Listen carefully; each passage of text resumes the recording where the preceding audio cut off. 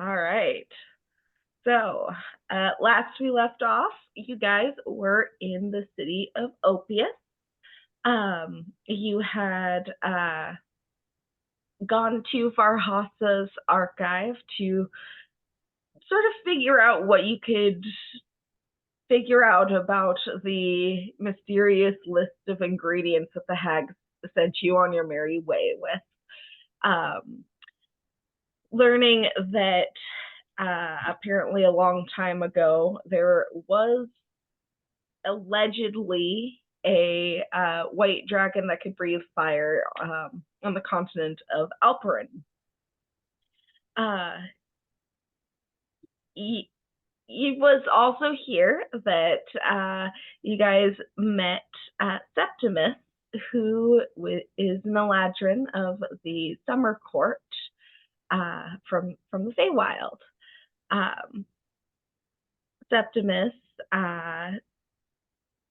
wanted to call upon a potential promise of assistance from Lish back in his Archfey days, and in exchange would be willing to help you on your current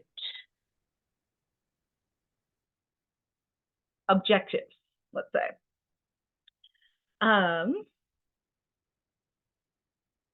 Demir was being a little shit, which I know can really encompass most of our sessions, but was acting super jealous about Septimus having interacted with Lish previously, and Tobias managed to call her out on that, and so realizing that she was being a dick, made Septimus a little flower crown as an apology. You guys are currently in the Redcaps Rest Inn. It is morning. You were discussing where you wanted to go next, and you guys had landed on potentially traveling to the continent of Alperin to try to find this legendary dragon, and possibly reaching out to Aldrich to ask if he'd be able to send you there. That is where we are picking up, even though Kenzie is leaving.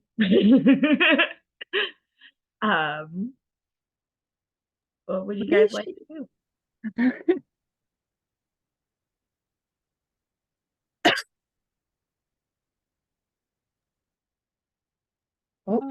Here she comes.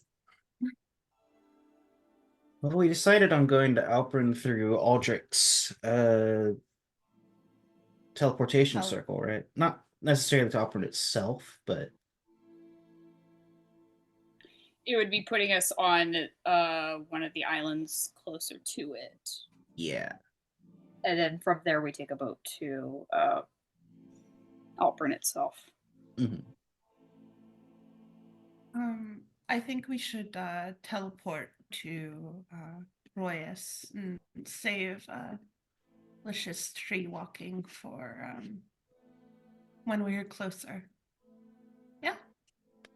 Mm-hmm. Sounds good.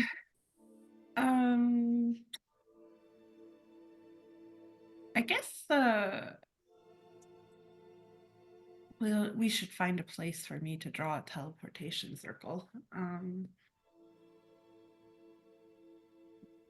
Could you use Farhasa's?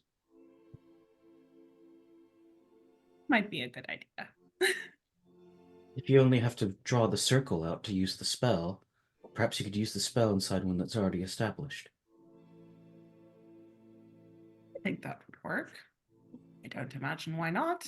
Let's give it a shot.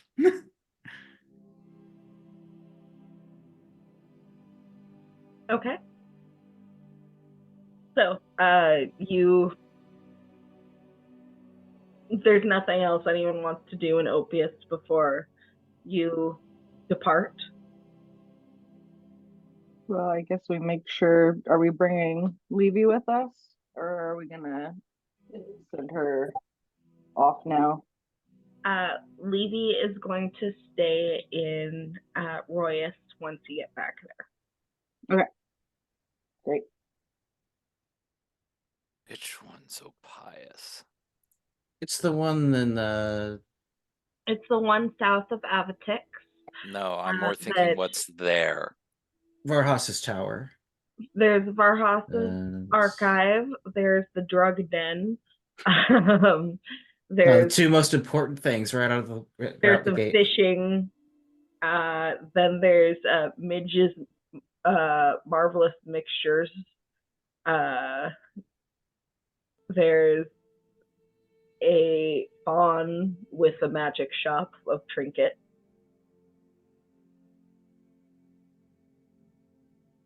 I don't think I have anything to do here. I suppose we could visit Midge's and see if she has a message for our resident kobold.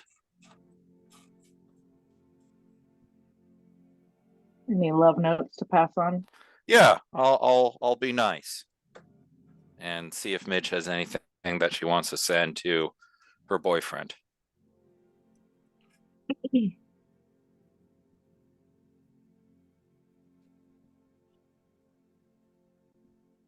All right. Let me pull up the description for her shop. Loosely.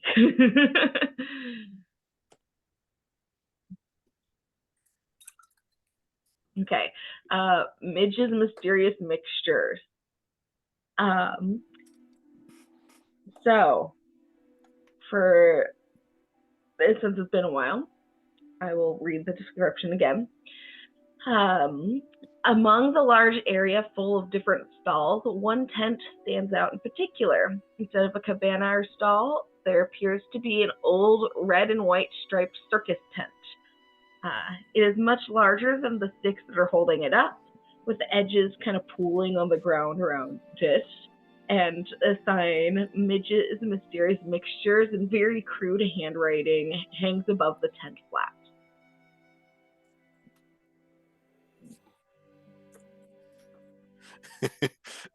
Valk makes a holy symbol and is just like, I'm going into a kobold's den, and ducks in. All right. So inside, there are several, frankly, kind of rickety looking shelves with very odd looking potions on them. The room isn't very large in itself. And you can see the folds of the extra tent space along the edge.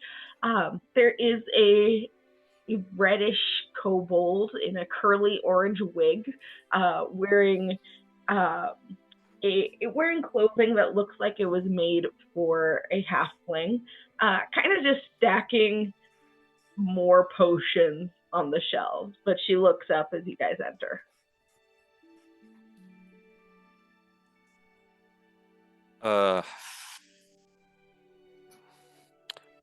Finding my Valk. Good morning, Miss Kobold. I am a friend of Sniv's. Oh, did you want a potion? Perhaps, but I was more wondering if you wanted to send a message or something to him, since I'm heading in that direction. She kind of like scratches her chin with her little claws. Okay, hold on. Kind of runs and like dives under one of the like tent flaps, I guess, edges, and it just kind of leaves you alone in the store for a minute.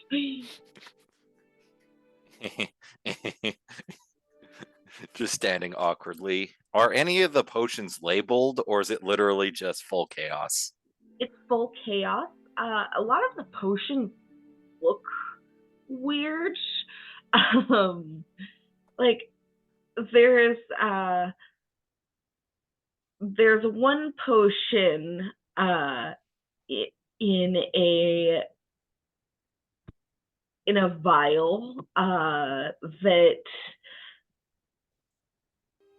the vial itself seems fine, but the liquid inside is like green and kind of sludgy and bubbling a little bit. And when you shake it a bit, you can kind of see, like, I think there's an eye in there and some toenails. It's pretty fucking gross.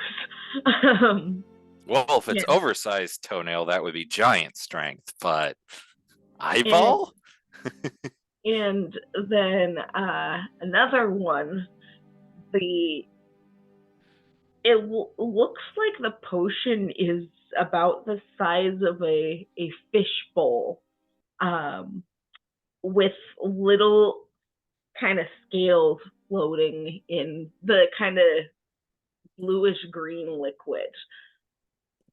And then there's a potion that is kind of, the bottle is sort of shaped like a pyramid, and the liquid itself is just kind of sloshing back and forth on its own, kind of changing colors and all sorts of just weird shit like that. There's even a potion bottle that's shaped like a lute with like a hole in the middle and with like kind of a golden liquid inside. But it's at this point that Midge comes back with a scrap of paper that looks like it's been torn from something else, with a small note written in Draconic.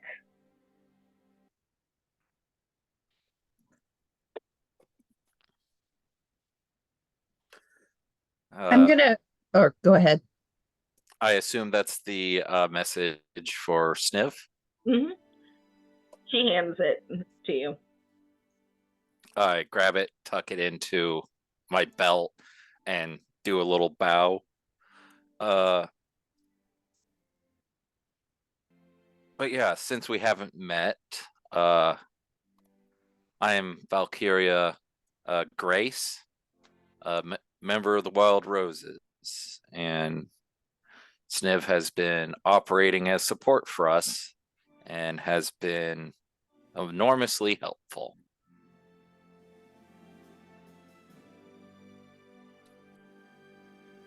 You, I think. He mentioned you. You can have a discount on a potion. Well, thank you. I appreciate the offer. Is there anything that in particular that you recommend for a frontline combatant?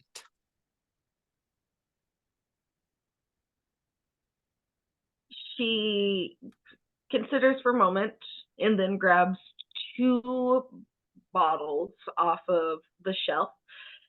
One of them is a sort of a round bottle with a little cork in the top, and the liquid inside is a deep blue and seems to just be kind of swishing back and forth, and you feel like if you look at it at just the right angle, you can see rain falling within the potion bottle. And then the other one that she grabs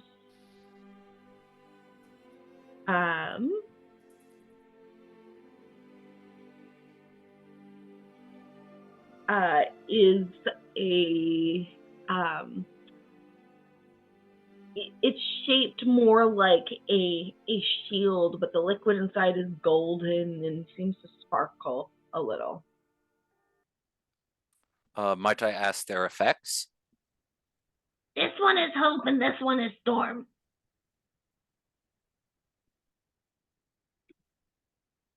So this precludes me asking what the other potions do, because apparently they did get described in DM notes. As a previous shopper, this is all you get. Excellent. The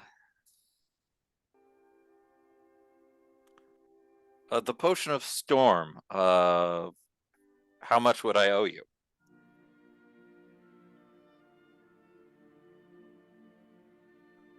With discount, 100 gold one. Okay. What members of the party are with me?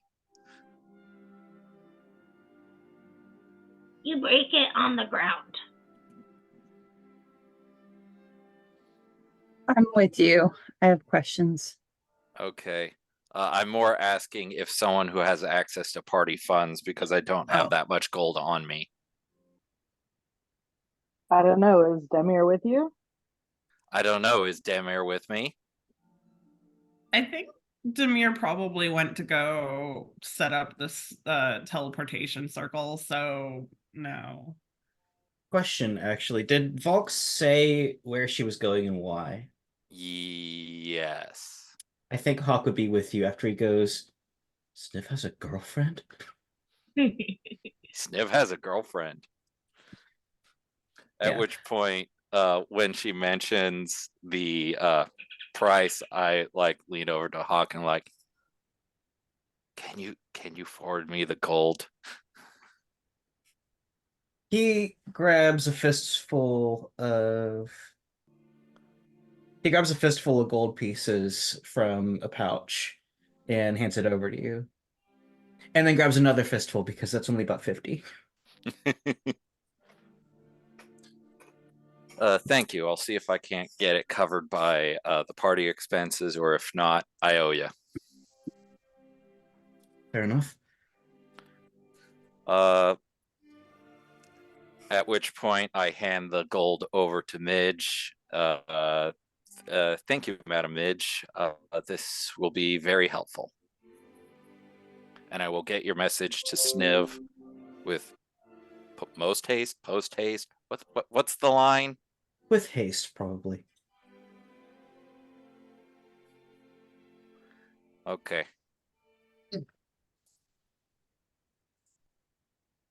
Septimus had questions. Yes, I Septimus had did. questions. Hello, Septimus Greyveil. Nice to meet you. And I go to shake hands. She kind of takes her hand in little clawed kobold hand and kind of just shakes from side to side. Did I you take want it. a potion too? Actually, I was wondering if you were interested in buying. Not potions per se, more. I was looking around your shop and I see quite a variety of bottles, but I can't help but see that you're missing a very, I don't know, specific type. And from that, she's going to pull out of her pocket a small blue and white potion bottle that's made of kind of like Chinese ceramic material. I can drop that in the chat too for visualization. But while I'm figuring that out, yeah. I have one for sale here. It would need I could only imagine such a lovely potion on the inside of this. Do you have any interest? Roll a persuasion check with advantage. Give me a minute. I don't have my dice on me.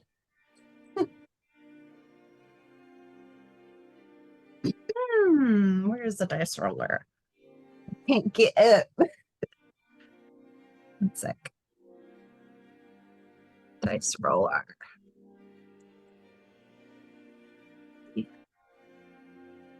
Hey, okay, that's good. 17 plus my advantage plus. That's a 19. You can kind of see, well, kobolds have like the slitted eyes that kind of cats do. You can see that her eyes get kind of big, as cats do when they're about to do something stupid. And her tail starts wagging. And she says, How much? I'd part with this one for about 1 gold. Now, let me say before you butt that this is very detailed material. I spend every day, or close to every day firing these types of materials on my own with my own fire and wood. All the kilning and processing is done by myself. All of the painting is done with high quality blue inks. What you're getting is a quality product. She considers for a minute, hands you 5 gold, and just snatches it from you. A pleasure doing business with you. So you can add 5 gold to your inventory. All right. She takes a curt bow and says, I'll be waiting for you outside. I'm going to join with the rest of the party. Have a good evening or day or whatever. I don't know what time of day it is. Mid-morning. Have a good morning.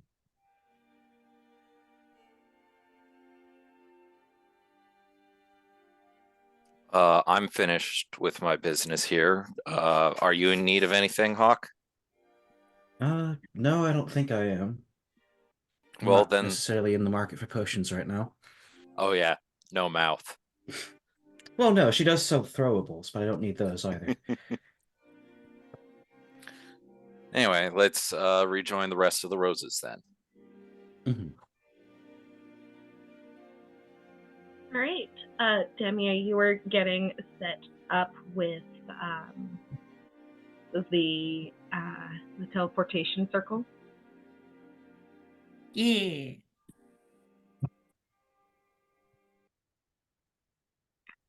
Let me just double check exactly where it drops you. I think it brings us to the college. Yeah. Okay. So you begin to cast the spell. I assume everyone is back in the room for this. Yeah, I like do everything except for the last like little bit that would activate it, and then just wait for everyone to come. I have to ask, Septimus, are you still wearing your flower crown? Of course. Awesome. All right. So Demir, you cast the spell, and in a rush of magic, everyone arrives at the Katia Institute.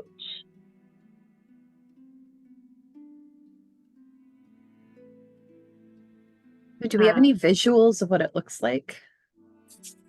So the Katia Institute is a college of magic. It's got like a massive garden-like campus, well crafted and well kept, and the building itself has large marble halls and tall windows. There are various towers of the institute that kind of rise above the rest of the city, allowing for gorgeous views. And these towers are interconnected with different rising walkways. Rias itself is a very beautiful city. It's home to 2 different institutes of higher learning. There's the KTA Institute, which I just mentioned, and then the College of Arts, which is more focused on stuff like bards, magic, and whatnot. But the city itself, there's a multitude of public monuments and buildings. One in the land, there's engraved cobblestones and colorful mosaics that line the streets, winding through grand plazas, sprawling public parks, and across sweeping bridges. And there's all sorts of places around the city that are dedicated to different kinds of art.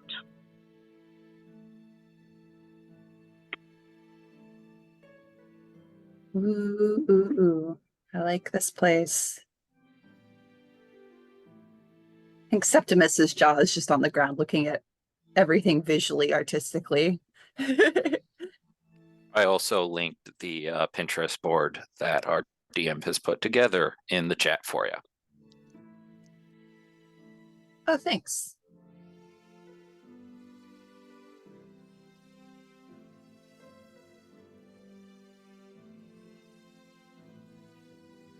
So, what do you guys do? I would like to find Zota before we leave. I have some enchanting that I need to ask her to do. But someone should try and find Aldrich and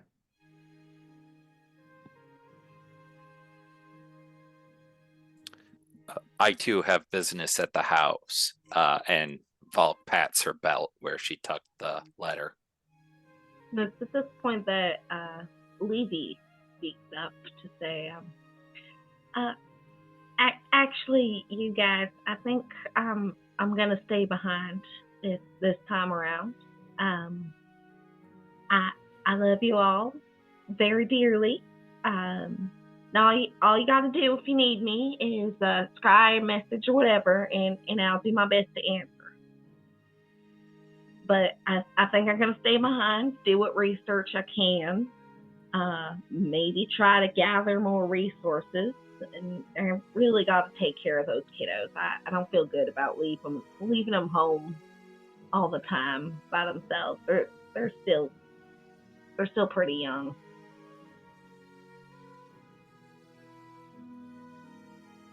okay, Levy.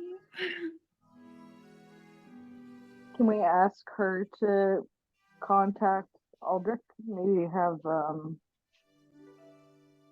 him meet us at the, I don't know, at the manor or someplace more convenient. I mean, we are literally at his place of work. Yeah, he might not be here though. I don't know. We can go check it out.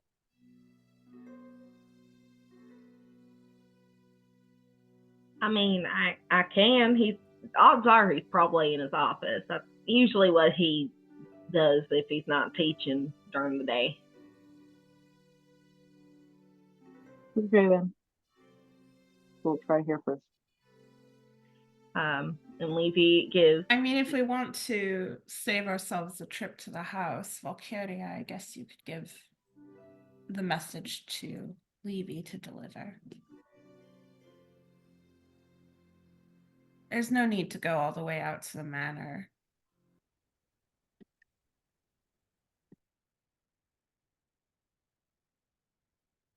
I mean, I'm happy to take the letter if you want me to. DM, is Sniv's side project done or not?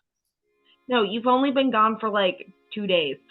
Okay, then yes, I am more than happy to hand over All the right. message. Levy takes the letter and gives each of you a big hug.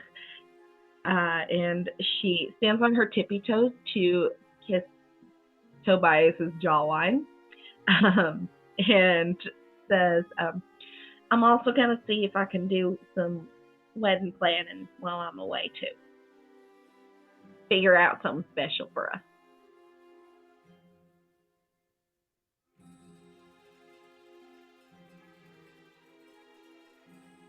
If you're sure, then I won't stop you. But take care of yourself. And you too. I love you all so much. And I'll see you again soon. I promise.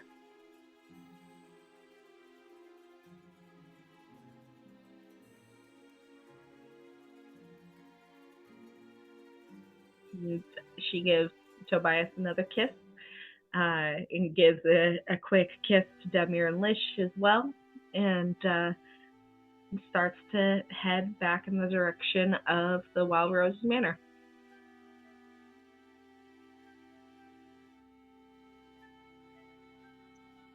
And I guess we head into the university. We are, I think, in the university. So Mhm. Oh, yeah. Well, we'll go deeper into its bowels. I'm going to just like, as we are walking, just like try and send a message to Zoda, hoping that she is within 120 feet. Max, where do you imagine Zoda would be She's probably in the morning of the campus? In the morning. She's probably raiding the mess hall in the early morning. I'd imagine that she gets up a little late, kicks herself for getting up a little late, and then immediately goes to like find a quick breakfast, then get back to work on her thesis paper. Okay.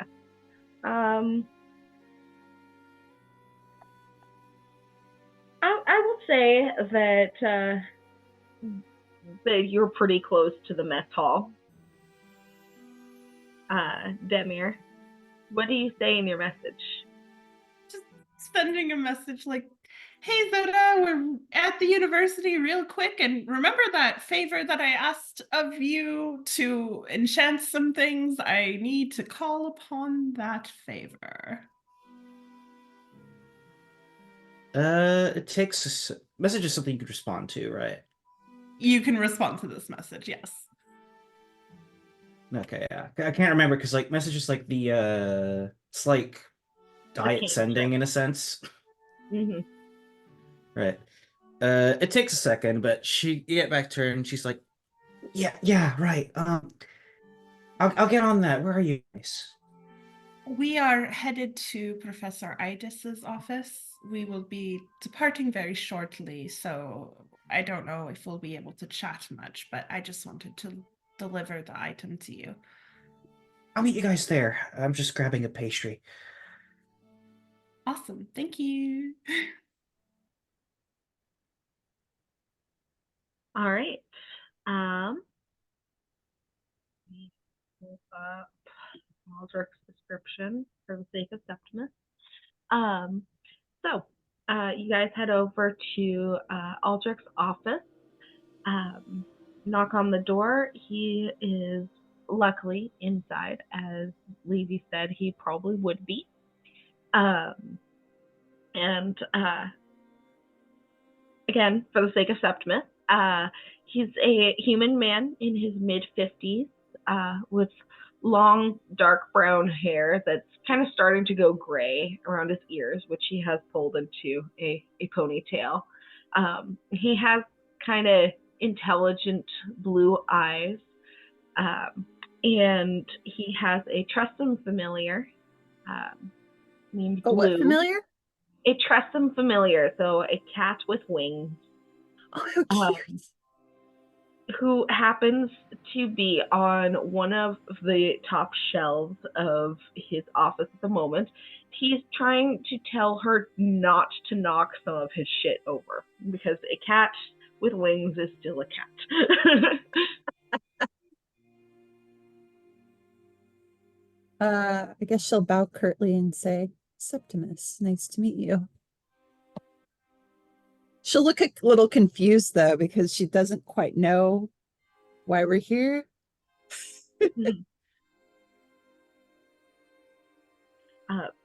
Pleasure to meet you. Yeah. How do you know the party? Well, they had come to the Katia Institute requesting assistance not only with the current state of the world, but also with a portal to the Shadowfell in their backyard. Pleasure to meet you. She's going to try and scritch the cat. Roll an animal handling check. Oh. Will I befriend a kitty? Oh, I'm rolling well today, guys. All right. Let's see handling. That's a non-natural 20. All right. So the cat kind of just stretches, shakes her wings out, and then flies and lands on the desk, and then hops down and starts kind of twining between your legs. Well, I'm going to sit down and hope that the kitty jumps on my lap so I can give it pets. Right. And you can see that she's a white cat with gray patches and blue eyes. Very fluffy, shedding all over the place. Is there anything like this in the Feywilds, or is this like the first time Septimus would see it? Well, I mean, there are various magical cats of the Feywild. Yeah. Tressum are generally native to the material plane. Okay. But that's not to say that if you wanted to see a cat with wings in the Feywild, you definitely could have. Huh. Well, I've never seen one of you guys before. You are so cute. I'm just scritching. Sitting on the ground, going over the kitty. All right. And Aldrich turns to address the rest of the party to say, your timing is quite good, actually. I'm set to depart for the Turning Fire very soon. The only reason why I was delayed was because I was called upon to help manage the aftermath, I shall say, of the masquerade ball. Are you okay? After all of that, we didn't really get a chance to check with you. I don't think. I'm quite all right, actually. The official story being put out by the royal family is that there was an attempted terrorist attack against the nobility, and several members of the Institute, myself included, have been called upon to put various additional protective magics onto the luminescent citadel itself. But as I said, I'm set to depart shortly to rejoin my former companion. So if you should have need of me in the future, seek me out at the Turning Spire. Well, we have need of you currently, I believe, actually. Is your offer to get us to Alperin still open? Or get us most of the way to Alperin? Certainly, I can assist with that. Have any of you been to Alperin before? No. Okay.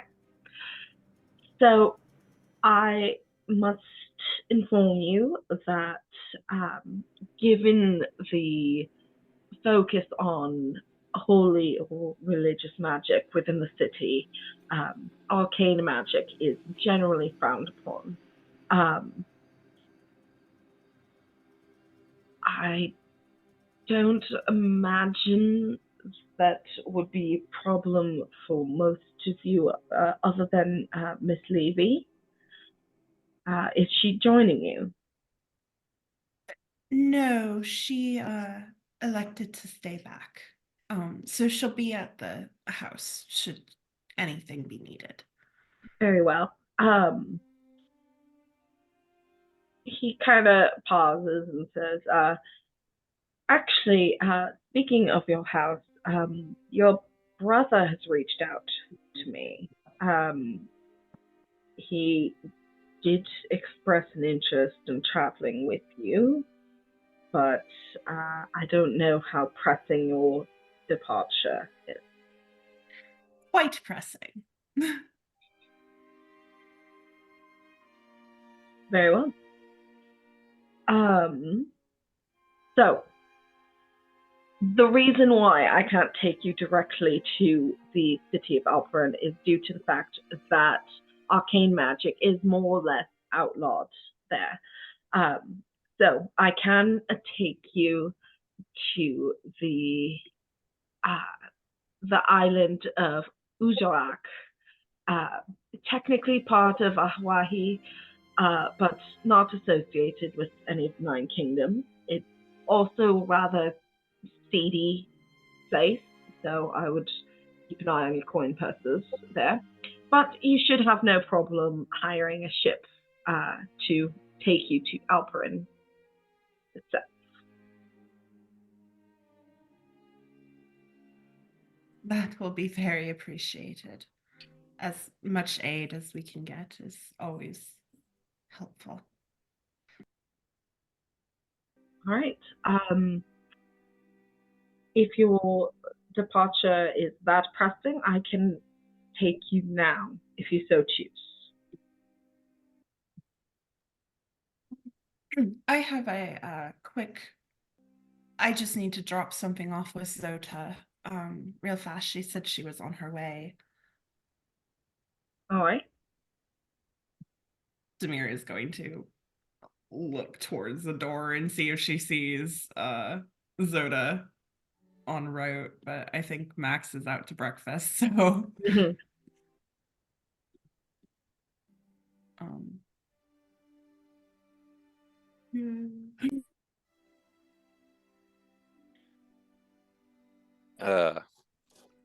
To address Demir, looks like I'll let it slide this time because it honestly makes more sense to leave the magic caster away from a potential international incident. But you'll have to reconsider his aid at some point. After all, any help is helpful. Sure, but we are in a hurry and we're not exactly on the easiest of paths. Summoning a genie to fight demons isn't the easiest path either. A few flashy spells is not the same as competence in the field. I think you, of all people, Valkyria, should know that. That's funny. I was about to say the same of you. Excuse me? Of the two people in the party, you are one of the flashy spell people. I have spells, but that doesn't make me any less of a fighter for it. If that is what you are implying. No, that's not what I was implying. Then what are you implying?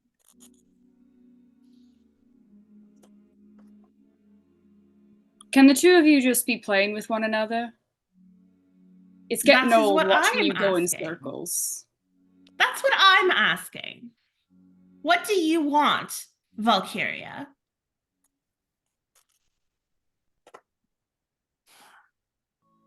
Sorry, I'm trying to figure out how she would phrase this.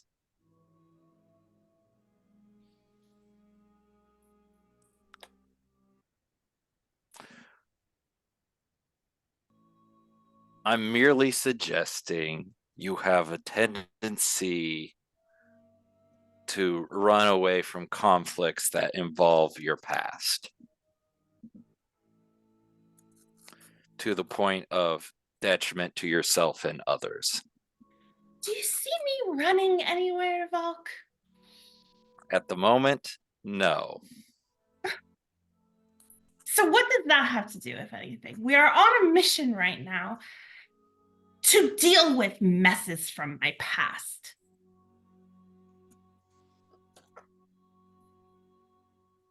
If you know my family better than I, then why don't you handle this? Since you seem so sure of my brother and my family. Or you can shut up and stay out of it. This isn't your family. You have no idea what is going on. So be in your place.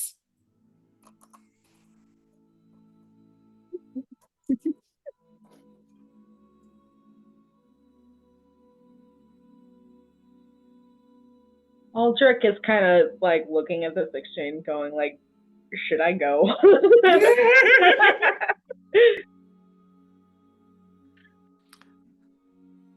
While I admit I don't know the details of your family history, you should also admit that your outdated view of your brother is coloring your current opinion of him. He's young and competent, or he's a young man who is very competent and should be trusted to do so. You say so. You don't know him. Do you? Yes.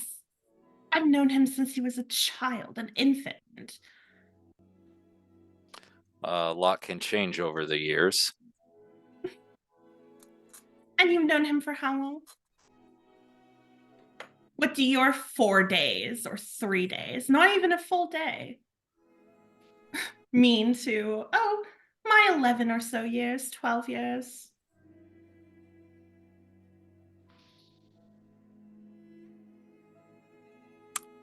You are reinforcing my point of that your opinion of him is clouded by an outdated image of him.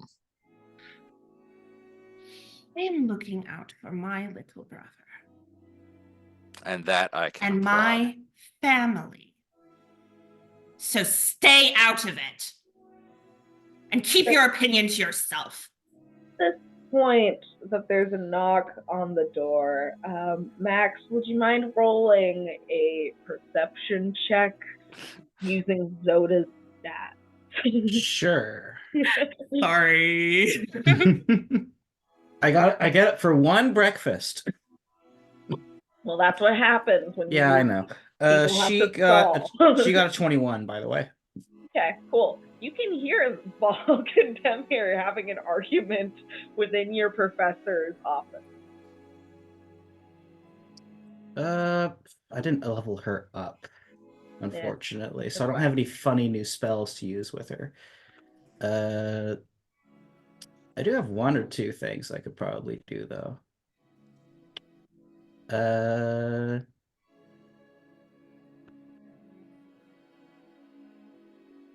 Sure. Nah, I'm not going to do any fancy entrances. But Zoda will just sort of like slowly open the door and peek in, and then just sort of go, Demir, what are you up to this time? I thought you just wanted enchantment. Nothing, Zoda. Doesn't sound like nothing. It's just Valkyria not knowing her place again. And butting into business that isn't hers. I think you know that pretty well. Anyway, what did you want from me? I need your help. And Demir will step aside with Zoda. I believe we've already discussed this a little, but Max, the player, does not remember. oh yeah. So Zoda, I have these 4 rings, and I was wondering if you would be able to make them into sending. Let it be so that these rings, like a sending stone, can talk to each other. So you want them all linked together, right? Okay, so here's the thing about putting sending on other objects. You might have seen this before. It's not exactly an uncommon magic item. They typically have limited uses. Is that all right? Sure. I mean, whatever you can do. Okay. I believe in all right. you. Okay, And I just didn't want you to expect like an on-demand, on-call kind of thing. sure. And I can't forward you the money, but I will pay for any expenses needed. So cost is not an object of concern. Honestly, I would be willing to give you a discount for the things that you guys have done for me before. But understand, yeah. I'm okay taking payment later, it's fine. It might take a bit though, because I am in the middle of good old righty. I of course understand. That's why I wanted to get them to you right away. I know that these things take time, and you are a very busy person, so I wish I hate wasn't. to impose upon you further. Okay. Uh, well, thankfully, I can just let you know when they're ready, right? Yes, of course. Awesome. Okay, yeah, I can get on that. Right, where are you guys headed off to now? Alprin. And Oh, then great. Shadowfell, and then the Feywild. Oh, fun. We are very busy. Wonder how Lish is feeling about the trip. Oh, I'm sure he's very excited to go home. Hmm. Lish, who I assume is standing in the room. I I mean, mean, he Zoda. can answer if he wants. Demir did like move Zoda to the side, like she's not having this conversation in the middle of the room. It's an office. It's not very big. It's not a very big room, no. I mean, we may have even stepped out, but you know. There's a yes, his desk and home. a bookshelf in there, and then 2 chairs, and you guys are all kind of just crowded in there. Then yeah, Demir would have stepped out of the office with Zoda. Like, I mean, the door's not closed. Like, they're still having this conversation right here, but she's not. Yeah. Yes, Lish's home in the Shadowfell. It must be nice to be going back. Demir, can you roll me insight check real quick? Sure. Oh wow, that's that is a 6. You have the feeling that Zoda's looking at something else in the room, but you don't know what. Well, that was all I needed. So, thank you very much for coming. Yeah. Best of luck in Alperin. I hear it's kind of chilly over there. I'd give you some dragon breaths to go, but I can't exactly do that. Well, maybe. No worries. She sort of Levy like will recoils a be- bit, like you could like see the idea forming in her head as she starts like peeling off and walking back in the direction of the dorm. Levy is at the house if you want to visit. I don't think she heard me. No, she gives you a thumbs up as she walks by. There walks away. After she's out of view, Hawk sort of pipes up. Is that who you were traveling with while I was gone? Yes, that was Zota. She's a student here. Huh. Wizard, very helpful. Never thought we'd ever willingly team up with the wizard other than Uldric. And Farhasa.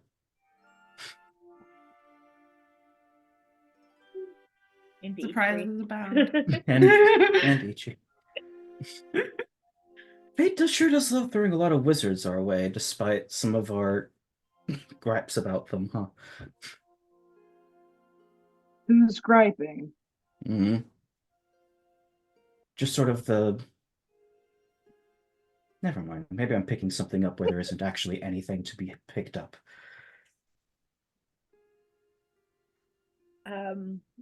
With that, Aldrich kind of clasps his hands together and says,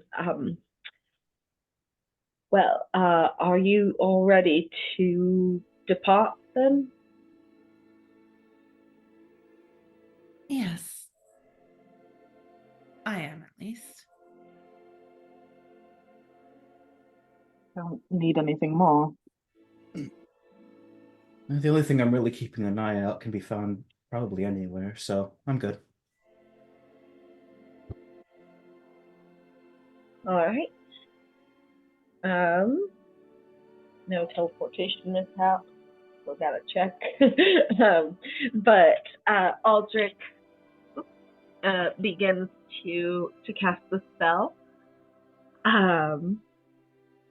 And there's sort of a fizzle and crack of arcane energy. And suddenly you guys find yourselves standing on sort of a poorly maintained road to the extent that bits of it seem to be frankly just gravel and have lost the cobblestones entirely. And the air around you is much colder. Let me pull up the proper description of Moody.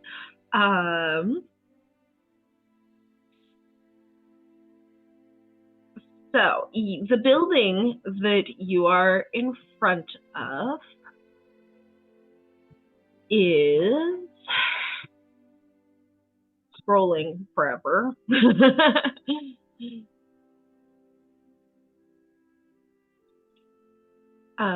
You find yourself outside of a two-story kind of wooden building that looks like it's been built to be protected from extreme weather. The lights are on, and even at this early hour in the morning, the air is filled with noise. There's the sound of music, maybe a couple fighting sounds, shouts of drunkards, all part of the atmosphere. And you can see a sign hanging from by the outside that says "The Rowdy Raven." Aldrich kind of looks around and says, "Wish you all the best of luck. Once again, if should you need me, I will be at the Turning Spire trying to figure this all out." Thank you so much, Aldrich. Again, your aid has been invaluable.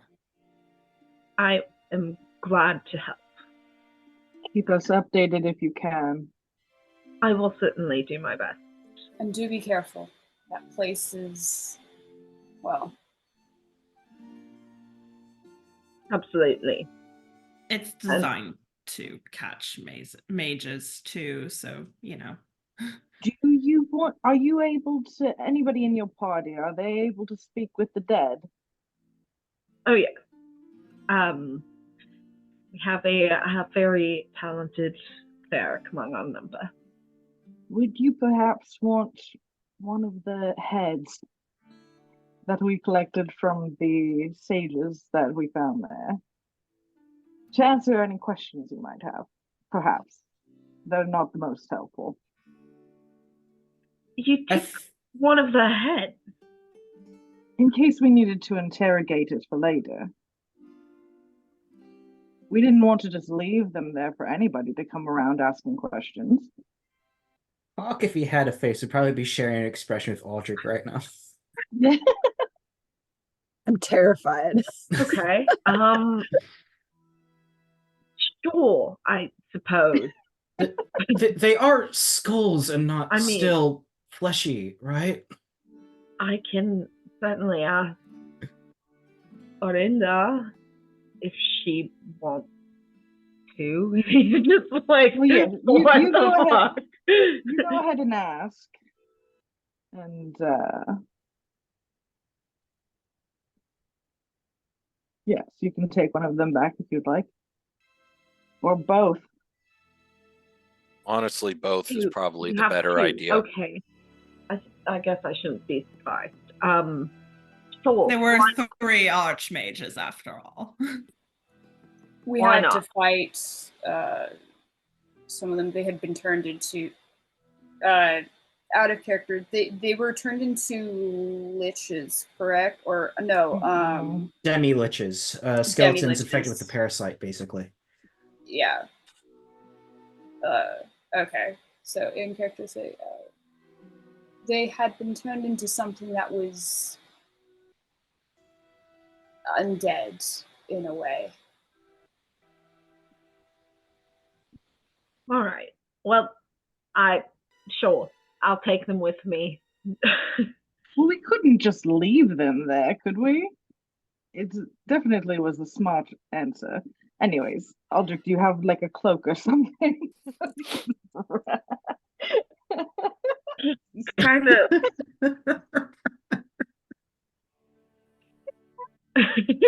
Sorry. Anyone have a sack? I have the Pixie's old candy bag I could put one in.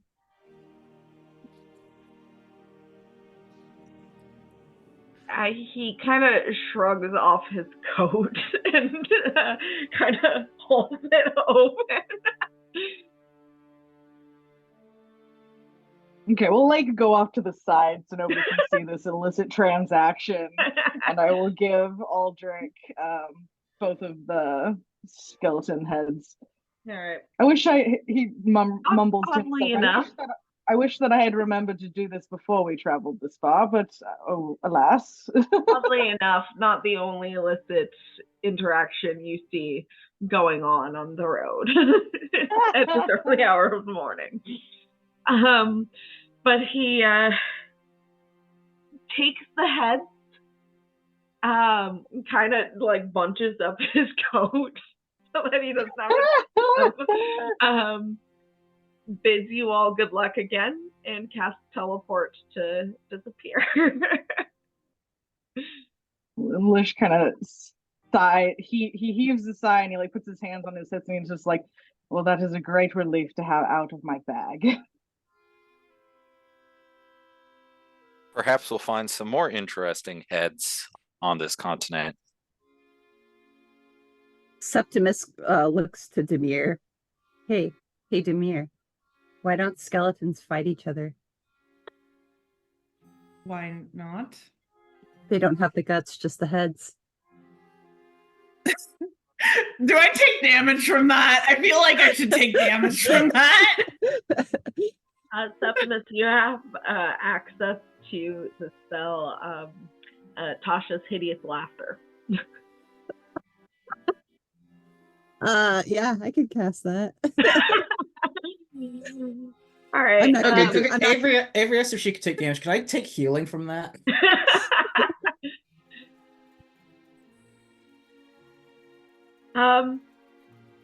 Moving on. So you find yourself in Ujarak.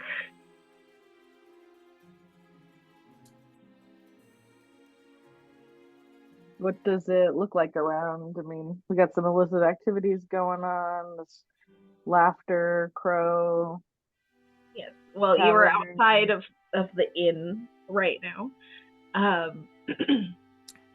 Called the Rowdy Raven. There seem to be a few people that are hammered at this early hour of the day. Most of the buildings you can see are built of stone and wood and are built in such a way to protect from extreme weather, such as heavy, salty winds, or heavy snowfall. There is some snow right now, but it's not like actively falling, and what there is kind of slushy. You can see much as Uldric had described it as seedy. There is someone kind of in one of the alleys next to the Rowdy Raven, who seems to be passed out drunk. And you can see someone else is kind of going through his pockets.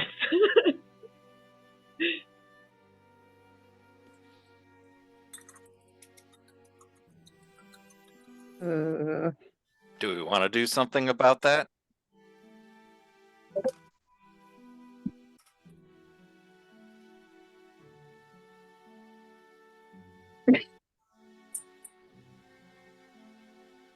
Tobias kind of just looks, like glances over, sees the guy going through the pockets, and then just looks away towards something else. He's like, I'm not getting involved. At this point, that the thief seems to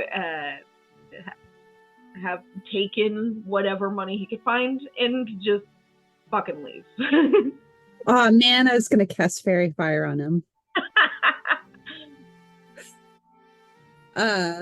Is there a time for me to like subtly just like cast it on the tip of his cloak to like distract him and get him away from the guy?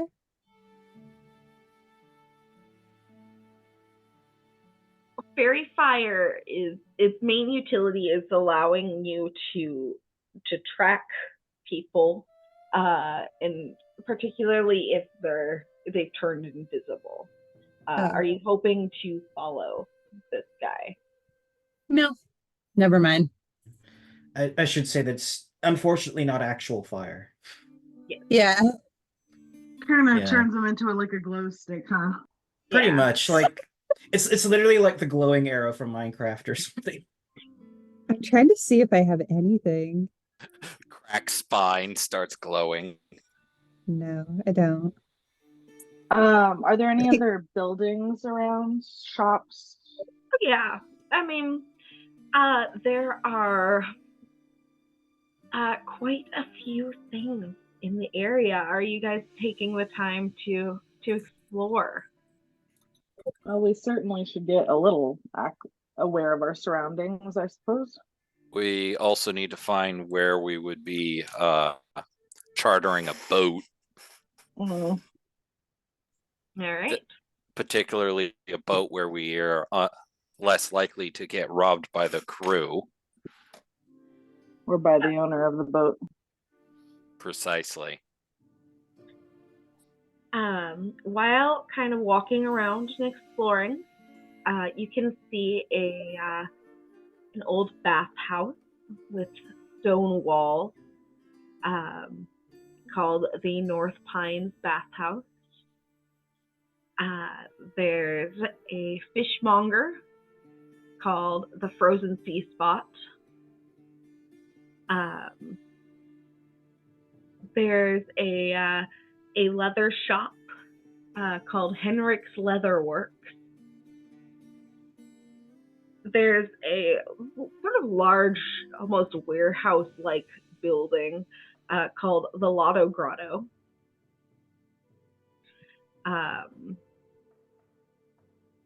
And let's see. On one of the streets, you can smell fresh baked goods, which kind of stands out from the salty tang of the air, given that this is an island. And you can see a little bakery called Baker Street. Sherlock Holmes? There's a shop that looks a little sketchy called Lena's Botanicals. You can see the Townmaster's Hall, which is a single-story building made of good quality stone. Wooden roof and a bell tower rising from the back. There's also a notice board in front of it. On close towards the docks, there's a building that seems to stand out from the others, as draping silks sort of dangle in the street, and one dips low enough that a passing fellow kind of just catches hold of it out of reflex, kind of letting it slip out of his fingers. From inside, there's warmth of a crackling fire, the fragrance of wine, and the laughter of its inhabitants. And a woman stands by the doorway, her breasts kind of pulled tight in her thin dress, waving another strand of red fabric to try to get the attention of a passerby. Dutifully ignoring a older human man wearing the he's wearing a sort of like an oak amulet of Torm standing outside of it, kind of just shouting prayers. Volk. And you eventually make your way down to the docks. When you get there, you can see a red-skinned woman with thick dark hair and sort of a squashed nose. This woman is a hobgoblin. And you can see a human man approach her, speak to her briefly, pass her a sack of gold, and then go on his way back to one of the ships.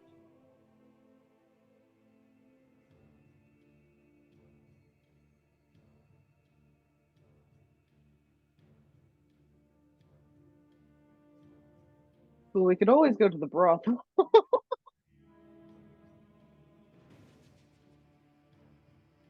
Well, I'm sure there's going to be at least one ship captain at the brothel. I don't think any of them are going to be sober enough to help us.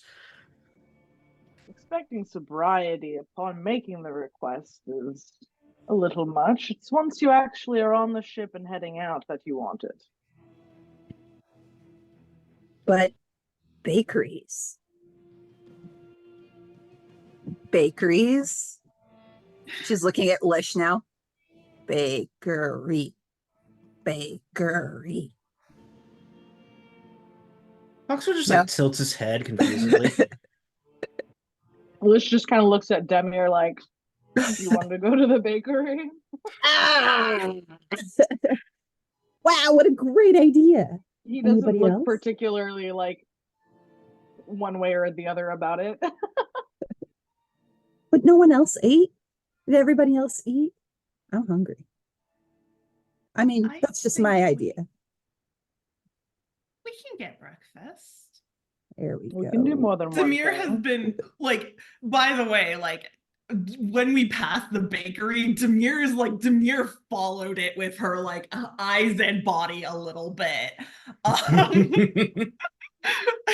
Which, like, I don't know if Septimus saw that. You can roll that perception or not, but she wasn't subtle about it. It was definitely like she was checking it out.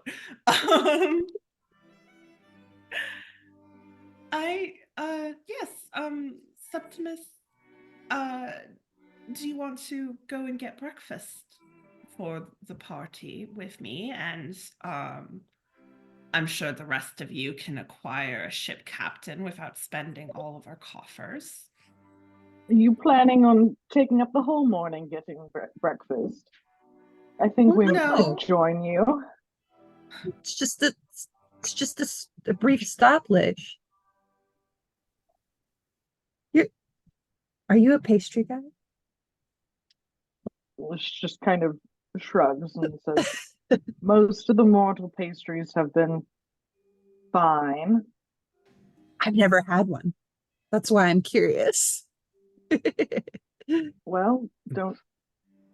He he says don't, and then he stops himself. It's like, well, it's don't. Silence. It's at that point that Septimus is gonna take Demir by the arm and drag her towards the pastry shop. Demir will very gladly be dragged. Great. As they go off, Hawk will sort of call up, get something for me. Hey, it's on me. I made bank this morning. Septimus walking backwards, flashing gain sign. All right. Lish looking at Hawk like, what are you gonna do with that? I have plans. Oh, I see. He has an Wait, optional no, mouth feature now. Optional mouth feature.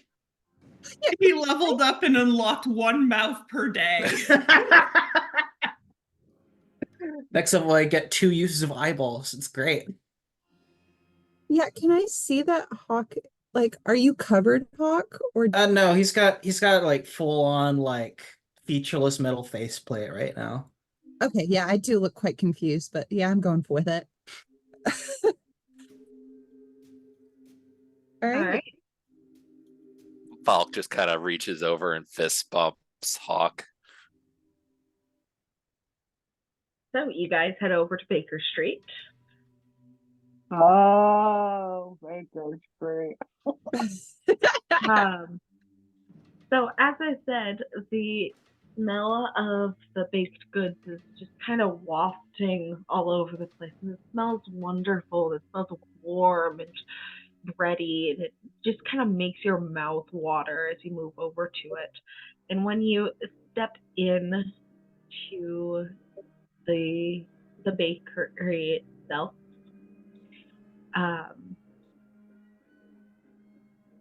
it's interesting because there only seems to be one person in there, if you can even call him a person. Because this creature has kind of ruddy skin. He is very muscular and broad-shouldered, maybe about 2 feet taller than the average human. He has massive wings on his back, and his enormous horns are close to scraping the ceiling. He has to duck in order to avoid it. And you can see that there are some gouges in the ceiling from where he has not been careful in the past. And you can see that he has hooves as well, and he is built like a barn door. He is big and muscular and enormous, and he's also wearing like a little nice frilly white apron. This is a half pit fiend. Half, what is it? A half pit fiend. He's a half demon. Oh, cool. Hold on.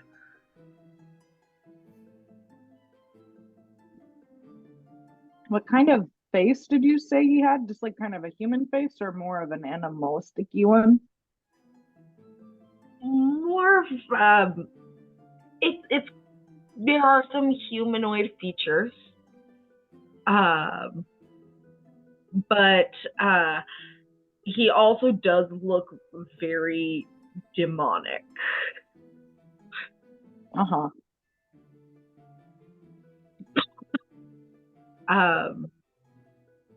Yeah. He Bulk's looks new boyfriend. He looks very scary. Like the pictures I'm posting, that's his dad. Ooh. And when he speaks, his voice is very low and kind of reverberates on the inside of your skull. He says, "Welcome. How can I help you today?" Is he wearing an apron? Yes, he is. I love your apron. Thank you. Yeah. Hey, I've never had a pastry of the mortal realm before. What do you recommend? Well, I do have some very unique flavors here. But if you'd prefer something more standard, I have bear claw. Bear claws. Mhm. What? Bear, like you eat bear claws? Like, how do you get the bears to, how do you get the Not bears to sit? literal bear claws. Oh, Are okay. more cinnamony, sweet. I put almonds in mine. Whoa. Almonds. That's an interesting addition. I'd love to try one. Yeah. My Right. friend here is visitor. First time on the prime material plane. Pleasure to meet you, Septimus. He kind of reaches with his like large demonic clawed hand and just I shakes. shake his finger. 'Cause Yeah. I'm sure. Says, I also have very special pastries here. I make puffy bread. I have cherry buns. And the specialty of the house is blood bun, which I promise not made with real blood. I also sell marmalade. I love marmalade. Go ahead, Demir. Well, I would love to try the blood buns if that's your specialty. I'm a bit of a baker myself, so I'm always interested in talking shop with a fellow. What can you They're what a are bit blood? magical, so they are a bit more expensive than the average pastry. How much? It would be 40 gold pieces per bun. Oh, That would protect you from creatures with dark magic, such as undead. sorry, I don't have that type of money, but I bet they're amazing. Demir, breakfast is still on me. Just keep in mind my price range is probably around 3 gold. Might Well- I recommend instead the cherry bun? Oh, how much are those? 3 copper pieces. And the bear claws, how much are those? 5 copper pieces. Well, I want one of those for sure. A bear claw that is not a bear claw, but is indeed cinnamony and almondly. Sounds amazing. So he reaches under the counter and pulls out a very delicious looking bear claw. Like there's like nice almonds sprinkled on top of it, and like glaze drizzled over the top. It looks really good. This looks amazing. All right, I'm gonna pass over a couple copper pieces. Hey, Demir, what else do you want? Should we bring stuff back for the party? Sure. Why don't you get a few? Let's see. I'm going to look through the little window. He said that he had bear claws and cherry buns. He has Right? bear claws, puffy bread, cherry buns, wild marmalade. I'll get let's get Toby a bear claw and a cherry bun for Valkyria. All right. Cherry bun, 3 copper pieces per bun. It's whole grained, small steamed bun stuffed with cherries, caramelized sugar, and lemon zest. And it kind of makes you feel energetic. That sounds delightful. Yeah, let's get one of those for the group, and let's get a cherry bun for the group, and then some marmalade. Yeah. What color is the marmalade? The marmalade is 1 silver piece per jar. Jars kind of small, about this big, and they contain nearly 4 servings each. Once opened, the jar must be consumed within 3 days, or the contents of it goes bad. And to make this special marmalade, the raw meat of wild creatures is fermented in sugar, vanilla, cinnamon, and cacao beans. Is it gold? Yeah. I'm totally going to get that just for the color. All right. And I would like to try one of your blood buns. That sounds interesting. And All right. Septimus, I do not expect you to buy this. I will take care of it myself. Are you sure? All right. Of course. Oh, you're the best. Small, puffy red bun filled with cinnamon and cherries. and I will say when you consume the blood bun, you can gain resistance to necrotic damage for 10 minutes. Oh my gosh, that which is why it's more amazing. expensive. Yes. Okay. I am adding a blood bun to my inventory.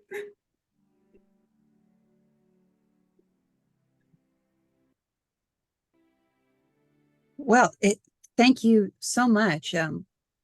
I want to try at least one of them here right in front of you. I'm going to try the bear claw. All right. It's delicious. It's really sweet.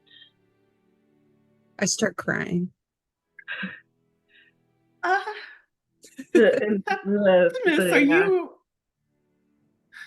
The half pit fiend says, "Oh dear, I didn't realize it was that bad. No, giving you bad batch." no, not at all. Look. Hey, I've never been to the mortal realm before. I've only had Fey food, and I'm these so good, and like I've just never really experienced. I've never really left home. Like this is amazing. You're a fantastic baker. Thank you. I understand your excitement when traveling to different planes. I wish you all the best on your visit. Yeah. Have a wonderful. Demir, do we need to do anything? Like this guy is amazing. I mean, you can bring the pastries back if you want. Demir is looking at the pit fiend with eyes, is what I will say. He is a half pit fiend. Half pit fiend. Well, she's still looking at him. And just like, this is like such an interesting like recipe. Like, where did you come up with the idea to add almond to your bear claws? I really like the, just talking shop, but she's also like 100% has leaned over the table, is flirty. Roll a persuasion check. Oh boy. Okay. Please. Jesus Christ. Persuasion? That is a 16. Just really bad. Yeah, I mean, he's picking up on what you're throwing down. And he's not disinterested. He's happy to talk about his baking. He's he explains that he was born on a different plane, but sought a better life for himself and his mother. But she didn't survive the trip back to the material plane. And so he took up baking to support himself because he did not want to make a life for himself through violence. That's a very noble goal. Sorry about your mother. But your baking is certainly fantastic. I can appreciate the desire for independence like that.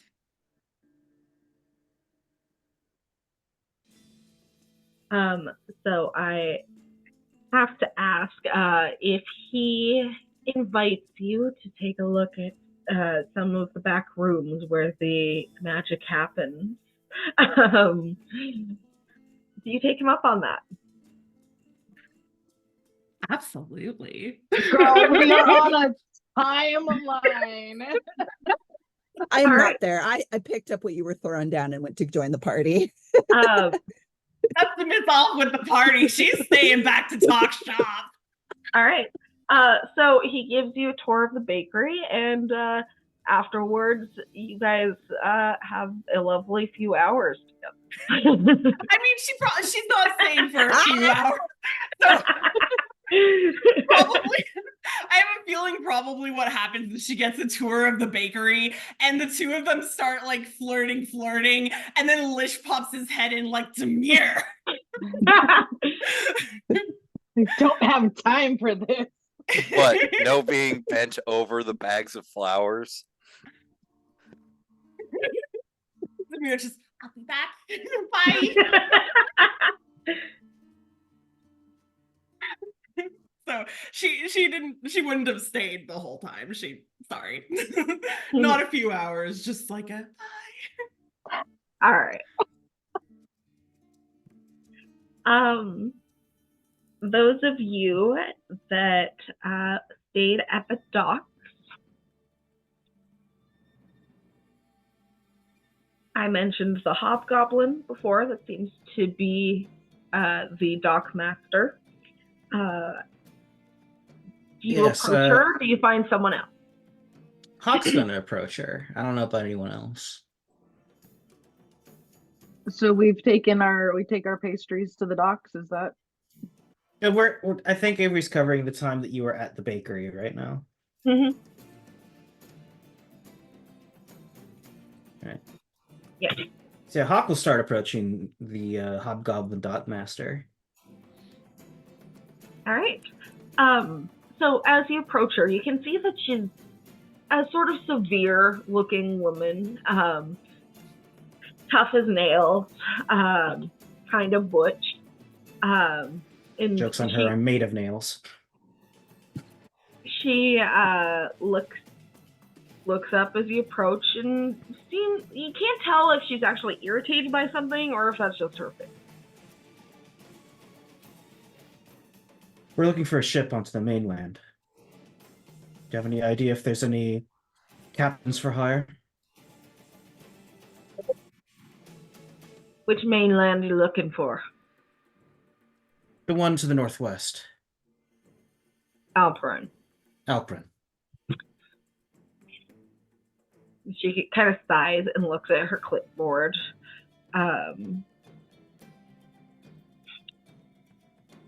Got a few going to Alperin. Eye of the Beholder sticks around that area. Got Blue Dragon and Selkie's Kiss, which are set to leave in the next couple days.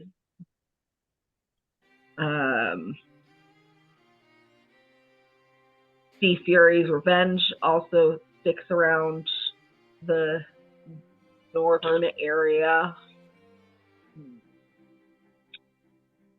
Which of them are due to leave soon? She just ignores you, and she's just going through her list. Ice Diamond also stays north. That wouldn't work. Then the Moon Kiss is also leaving in the next couple days for Alfred. Are they either leaving today or tomorrow? Probably be able to persuade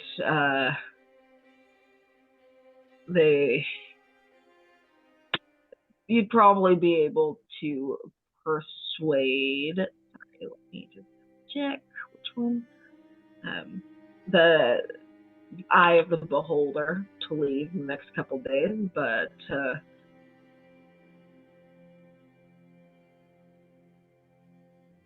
just kind of trails off and shrugs. All right. Well, that'll do. Thanks. Good fortune to you. I'll peel off back to the party. All right. There's a couple ships. She name dropped one called the Eye of the Beholder that we could possibly convince to leave within the next couple of days. Doesn't sound like the schedules have lined up for us, unfortunately. Yeah, sometimes that is what it is, but it's better than nothing. It is. That said, I'm not the most persuasive sort, so I don't think I'm going to try immediately. We'll probably require Demir for that. Probably. But it at least gives us a chance to stock up on supplies before hitting the mainland. That's true. That's true. Hawk sort of like looks around at just like the general sort of crowd. He's like, I'm not sure if I want to stay here for more than a few days.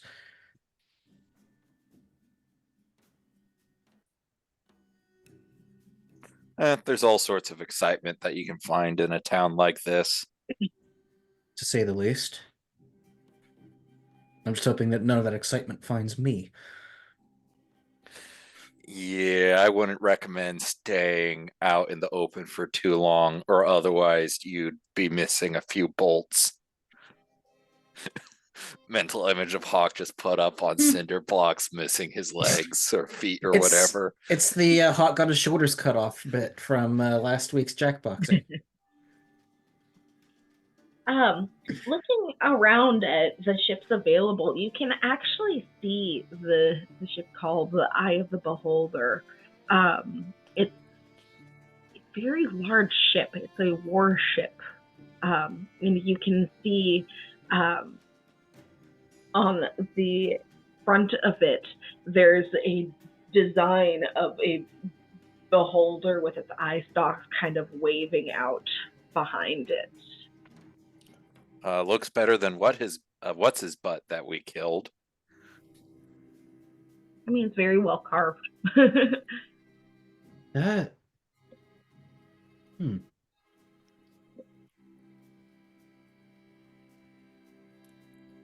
Should we wait for Demir, or shall we track down the captain now?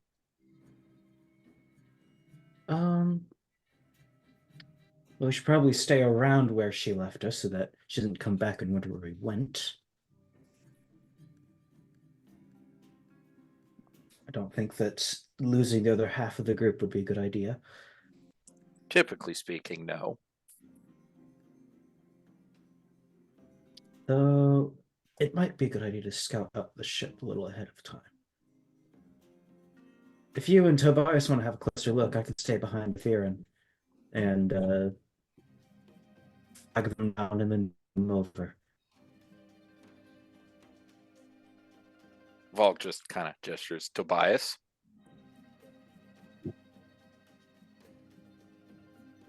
Sure. I don't see why not, though. I hope the crew doesn't mind us poking around nearby. If anything, I would. Oh, go ahead. I imagine it'd be fine as long as we stayed out of their direct ways and off the ship itself until we're contracted with them. If anything, he might appreciate that someone's looking at his prized vessel. And I admit, I do want to get a nicer look at that carving. You Well, could use then that as a talking onwards. point, perhaps.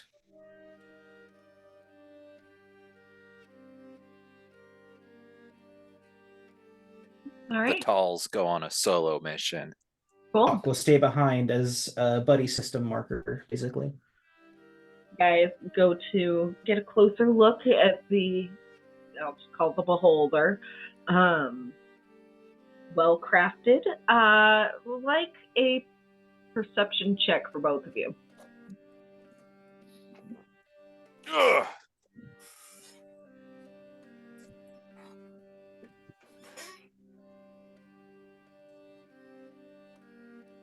That's gonna be a 10. Tobias was lying when he said he wanted to see the carving. He was really interested in seeing that carving.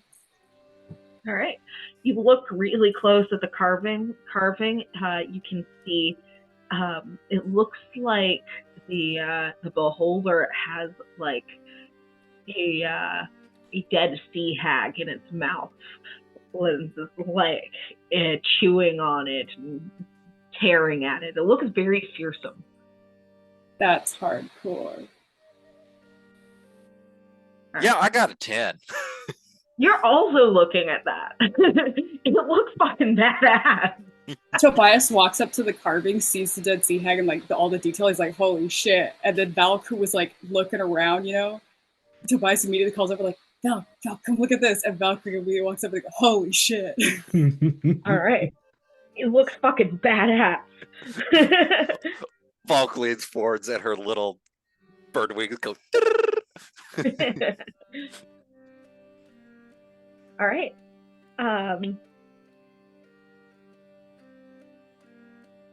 While you're hanging out there, you can see a couple of sailors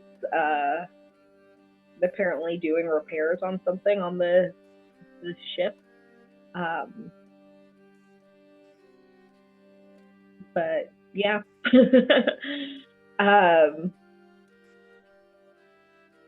All right. Demir and Septimus and I guess Lish will eventually return. Oh, me.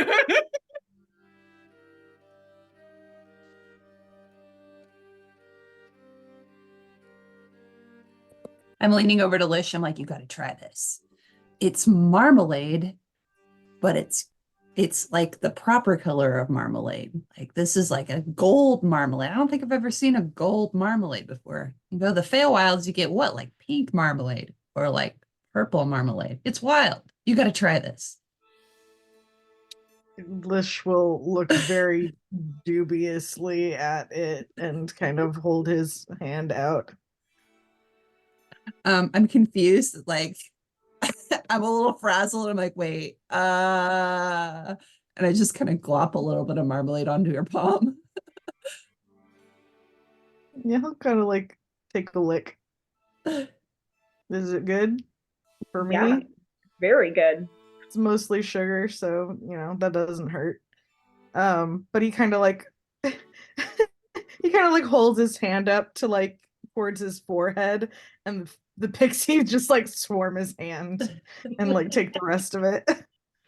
Like a flock of seagulls around a chip. Mm-hmm. One time Titania tried to like poison me with marmalade, but it wasn't like, poison. It was more of knock you on your butt, knock you on your ass type of marmalade poisoning, where you go to sleep and you have all these weird dreams. I have a bad view of marmalade now, but this is like non-psychoactive marmalade. Who'da thunk?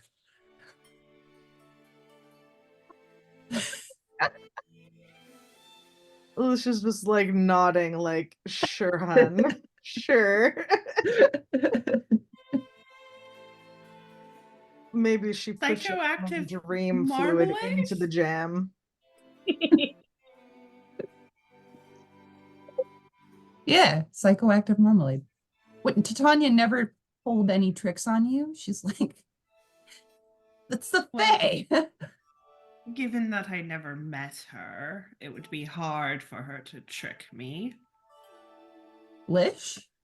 She's kind of a prankster in some ways, I think. Lish just kind of shrugs and says, not particularly like that. Septimus smirks. So that sounds like you have stories. Lish just kind of shrugs a little bit and says, it was a long time ago. I'm gonna talk to you about that over drinks.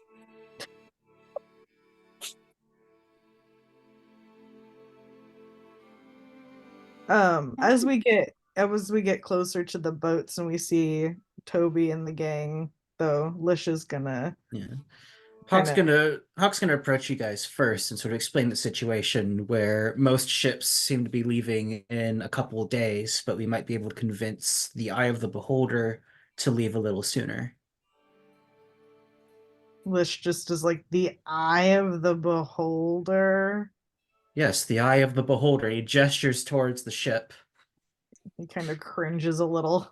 Yeah. Tobias points excitedly at the carving. Look, he has a stick in its mouth. He's got like this childlike joy on his face. On the bright side, if you do take the ship, you won't have to stare at the figurehead while you're on it. Well, I suppose it's better to make our business quick.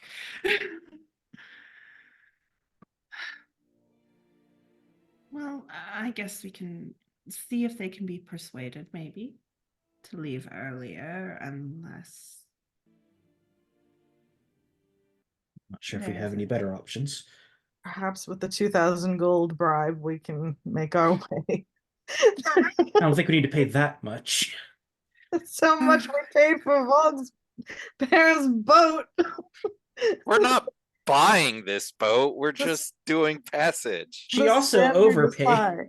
The standard is high for buying boats, as far as I am. Remember aware. that time we gave like a farming family 1,000 gold and they were basically set for life? We gave them 2,000 gold, actually. Yeah, Thank you exactly. very much. That was just for the bribe. That wasn't even for the cost of the boat. Anyways, yeah. Would you like to It's give your okay. hand to it, Demir? Sure. Why not? I'm going to head towards the ship since it's been pointed out to me. Lish is going to turn into a mink and he's gonna go climb up onto Tobias's shoulders and curl up around his neck and just settle. Free scarf. I like that the Pirates of Caribbean themes playing while Lish is a mink riding on Tobias's shoulders. Dun, dun, dun, dun, dun, dun, dun, dun. Honestly, seems appropriate. I mean, yeah. It's my mental image is just that one scene as Captain Jack Sparrow enters on the mast, and it's just Minklish riding Toby as Toby's sinking into the water.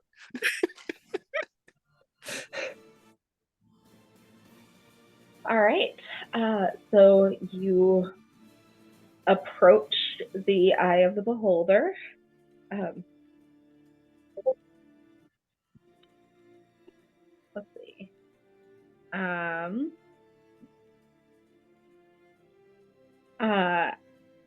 Let me actually roll for this real quick. Cool. Okay.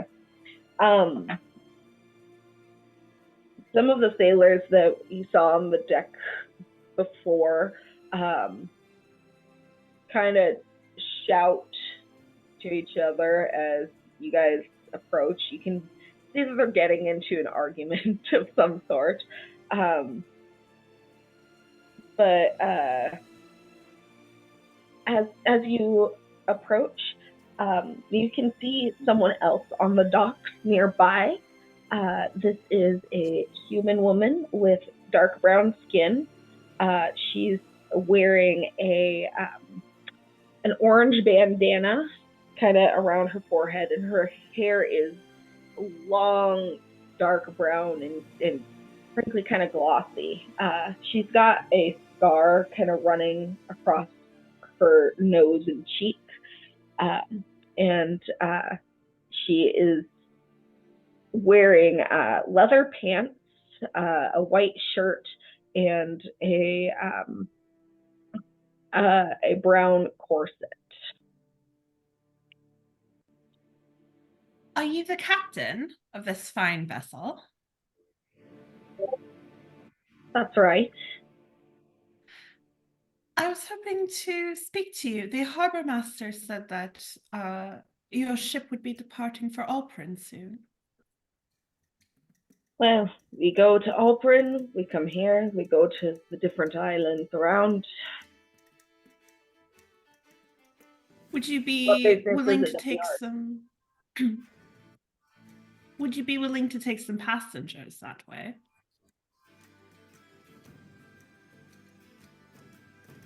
This isn't really a passenger ship, but I think an arrangement can be made. How many are you? There are, oh God, hold on. 1, 2, 3, 4, Seven. 5, 7. 7 of us. Thank you. There are 7 of us. Like, folds her arms and looks you guys up and down. We are more than capable of assisting any crew that you would need or staying out of the way. We can feed ourselves and make our way through with very little interference. to You you all or any your good crew. with those weapons? Fairly. If it's border deterrence you want, I'm sure we can provide. I'll tell you what. I think we can come to an arrangement. You'll need to work for it, but I'd be able to grant you passage to the north to Alperin and give you a discount. That seems But quite you amazing. gotta pull your weight. Of course. We've had a little bit of sailing experience. Is that right? Mm-hmm. A little. And we're willing to work. We're all very capable.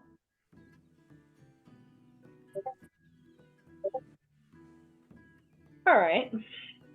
When are you hoping to depart? As soon as possible.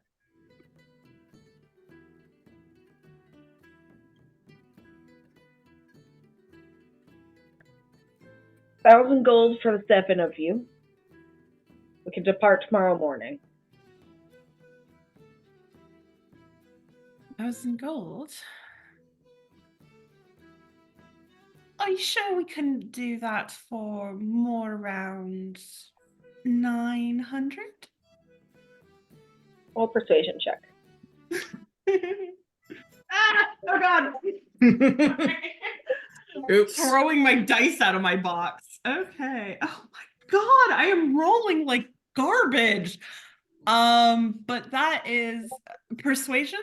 That is a dirty 20. I'm rolling like garbage. That's a dirty 20. That is garbage for Demir. I have a plus 11. 900 it is, but you don't get a cut once the work is done. Fair enough. The deal. She holds her hand out for you to shake. Demir will shake on it. I didn't catch your name. What was it? You can call me Captain Basha. Well, Captain Basha, I look forward to sailing with you. Indeed. Don't be late. Tomorrow morning. Wouldn't dream of it. And Demir will finish shaking her hand and turn to the party and just, well, you all heard her. We've got a fair few early risers. Shouldn't be too hard to get there on time.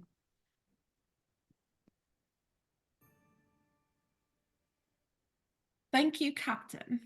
And Demir will go down back towards the dock. Just All right. looks like we have an evening to burn.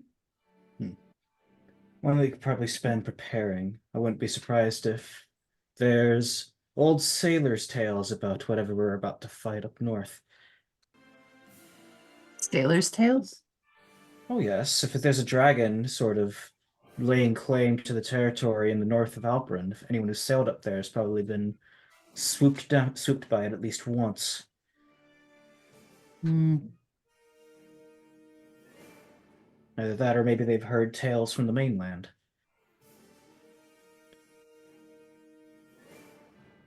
Failing that, I might... I don't think they'll have cold steel at any forges here, if there are forges at all. I kind of want to prepare for our trip to the Shadowfell. And the Feywild too. Not that I hope to use it.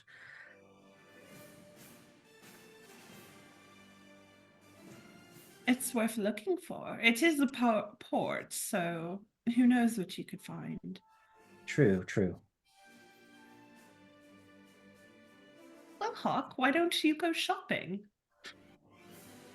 I think that your information gathering idea sounds very solid, and bargaining and trading is a great way to find out information. Maybe there's more than a bakery that you all would be interested in as well. Never know. We'll have to watch our pockets either way.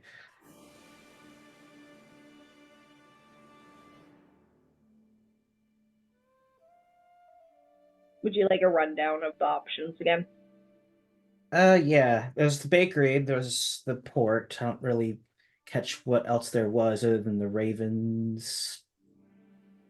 So And there's the North Pine Bathhouse, the Frozen Sea Spot, which is a fishmonger.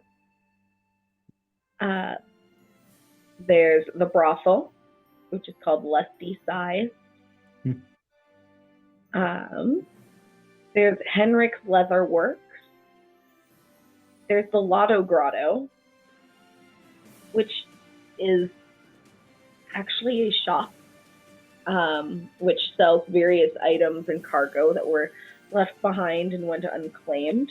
Sometimes you get lucky and get something good, and sometimes you don't. Bakery, of course. There's Lena's Botanicals,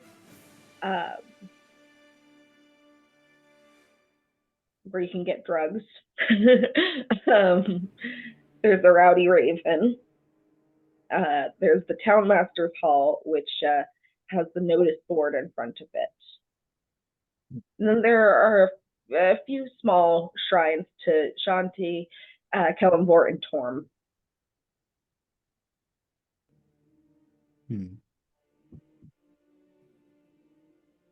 The price for passage was shared with Valk, right? Yes. You were there when we were negotiating. Okay. I would like to use ascending to message my dad. Sending or Sending at this range. Yeah. Oh, not dad, stepdad. Okay. Whoops. I forgot Father to. figure, actual father. Yeah, you can send a message to Jason if you want. Hello, Jason. Chartering passage from island to mainland is 900. Would 900 be multiple words or just 900 gold reasonable for 7 passengers? How is Mom and Nim? God be with you, whatever. Family's doing great. Good to hear from you. It would really depend on the size of the ship. 900 seems reasonable for large. Okay. Just double checking. Because out of character, that felt like a lot, but also not that much, because money's weird in D&D. It really is. It like definitely is. Here's a couple copper pieces for being able to live for the day. Here's 50 bajillion times that for something that's like $20 normal. It's weird. Yeah, but one way you could think about it is that these guys are definitely part of like maybe a merchant caste of some kind, whether they're pirates or actual merchants. So either way, they would probably have pretty high rates. Either way, they'd be more than happy to fleece the normal dude. Oh yeah, totally. We're not getting fleeced, so that's nice. We had a sailor on speed dial, so I figured it would be a good idea. You know, it's a little pricey, but also like not like terrible like Commander Stone. Exactly. Oh yeah. Right. Especially if you're leaving like earlier than expected for the crew. Yeah. I was gonna say we were asking them to basically alter their schedule for a bit. You pay a slightly higher price, but then you also don't just take the first price they name because you're not that desperate. All right. So, where do you want to go? Well, you said the words bathhouse, so I imagine at least one person wants to head that direction. Uh, Hawk is kind of interested in the Lotto Grotto, honestly. Doesn't seem to be a forge of any kind. He does not need a leather right now.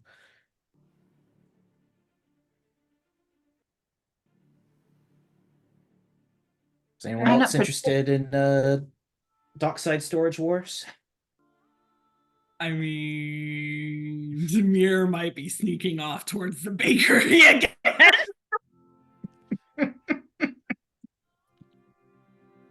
Unless someone stops her. A few Someone, hours. parentheses, Lish.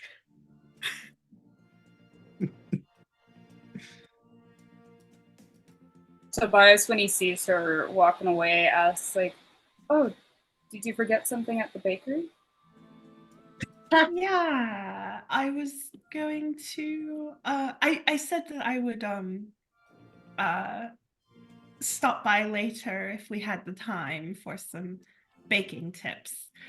The baker there is utilizing magic in a really interesting way. She's going to show off the blood bun. Like, look at that. Isn't that interesting? Oh, wow. That's actually pretty neat. Well, I hope you get to learn some things. He is also really, really hot, so I'll be back in a few hours. Oh. And Tobias just kind of, his expression just kind of goes a little flat, and he's like, all right. Have fun. Yeah. What?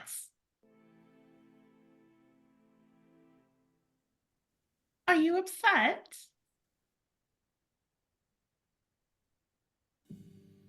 I have no right to say what you can and cannot do. Have a good time.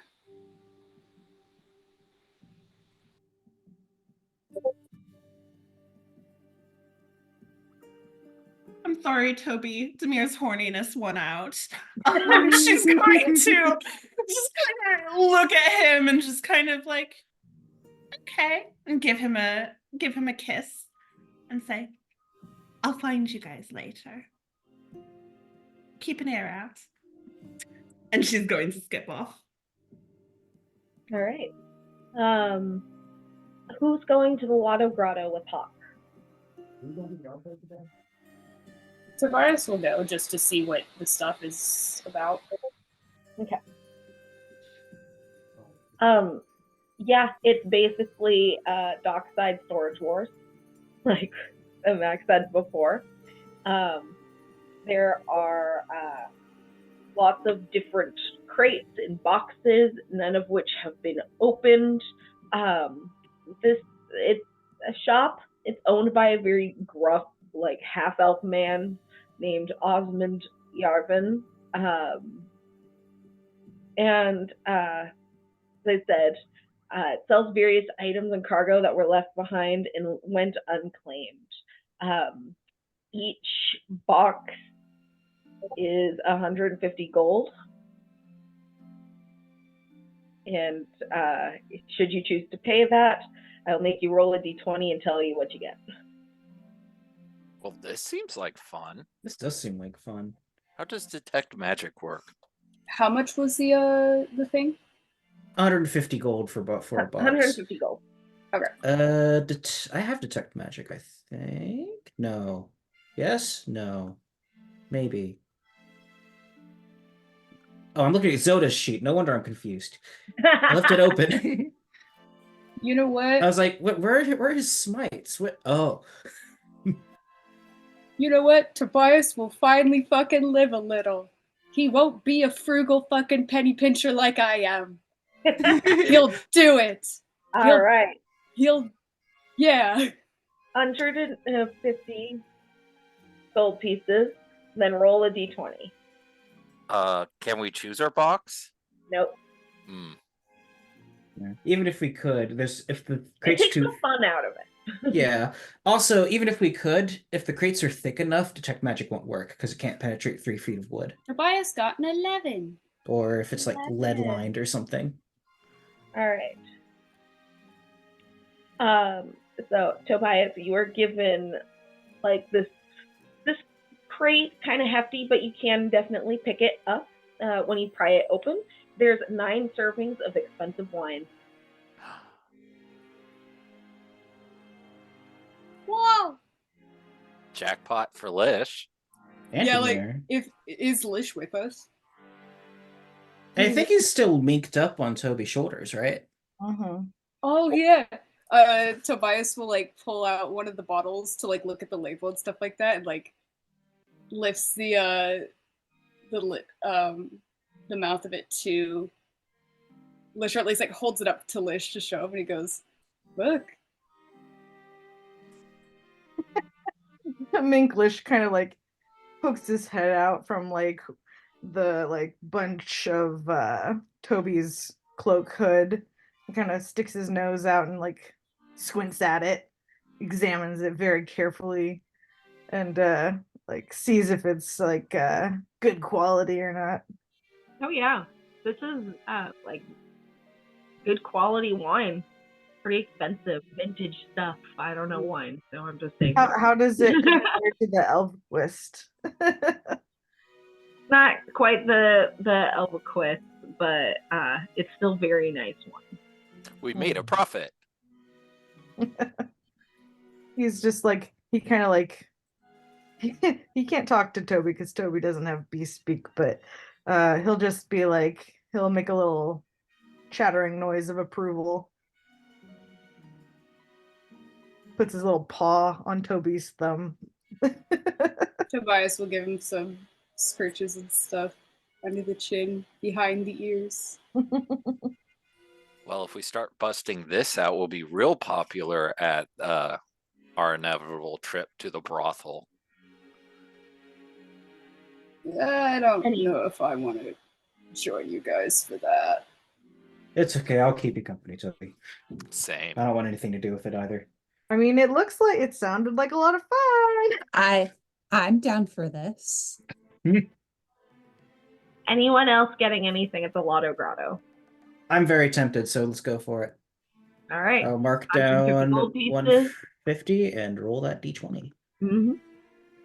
Let's see, I've got 150. All right. 10. 10. All right. 12 servings of cheap wine. Damn. And Hawksor just the like dealer looks at the wins. label and he's like, I think this is good. There's more of it.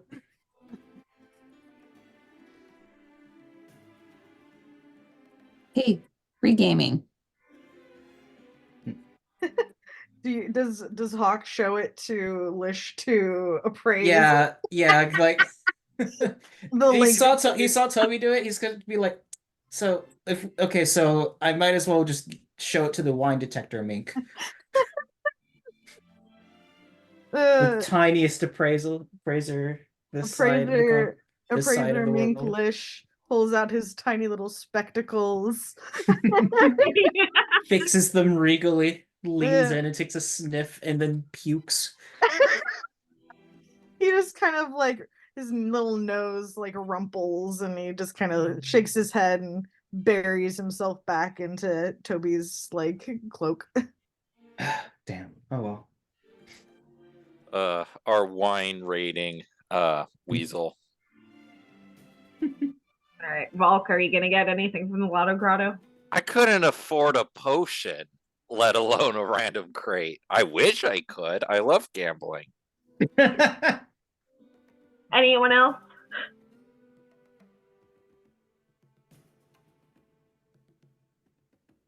I'm not there. All right. No. Well, you have the choice to go back later. She might after she sees that we brought back like what 19 bottles of wine of varying quality. 21. 21. All right. Anyone else? It was a dozen cheap wine bottles, right? Yes. Okay, 12 good servings ones. of cheap wine, and then Toby got 9 servings of expensive wine. That is 21.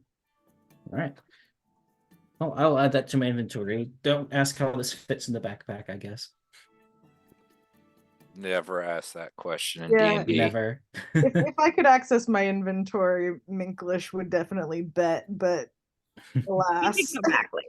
Yeah. I mean, you could tap someone for a sign and then just pay them back later.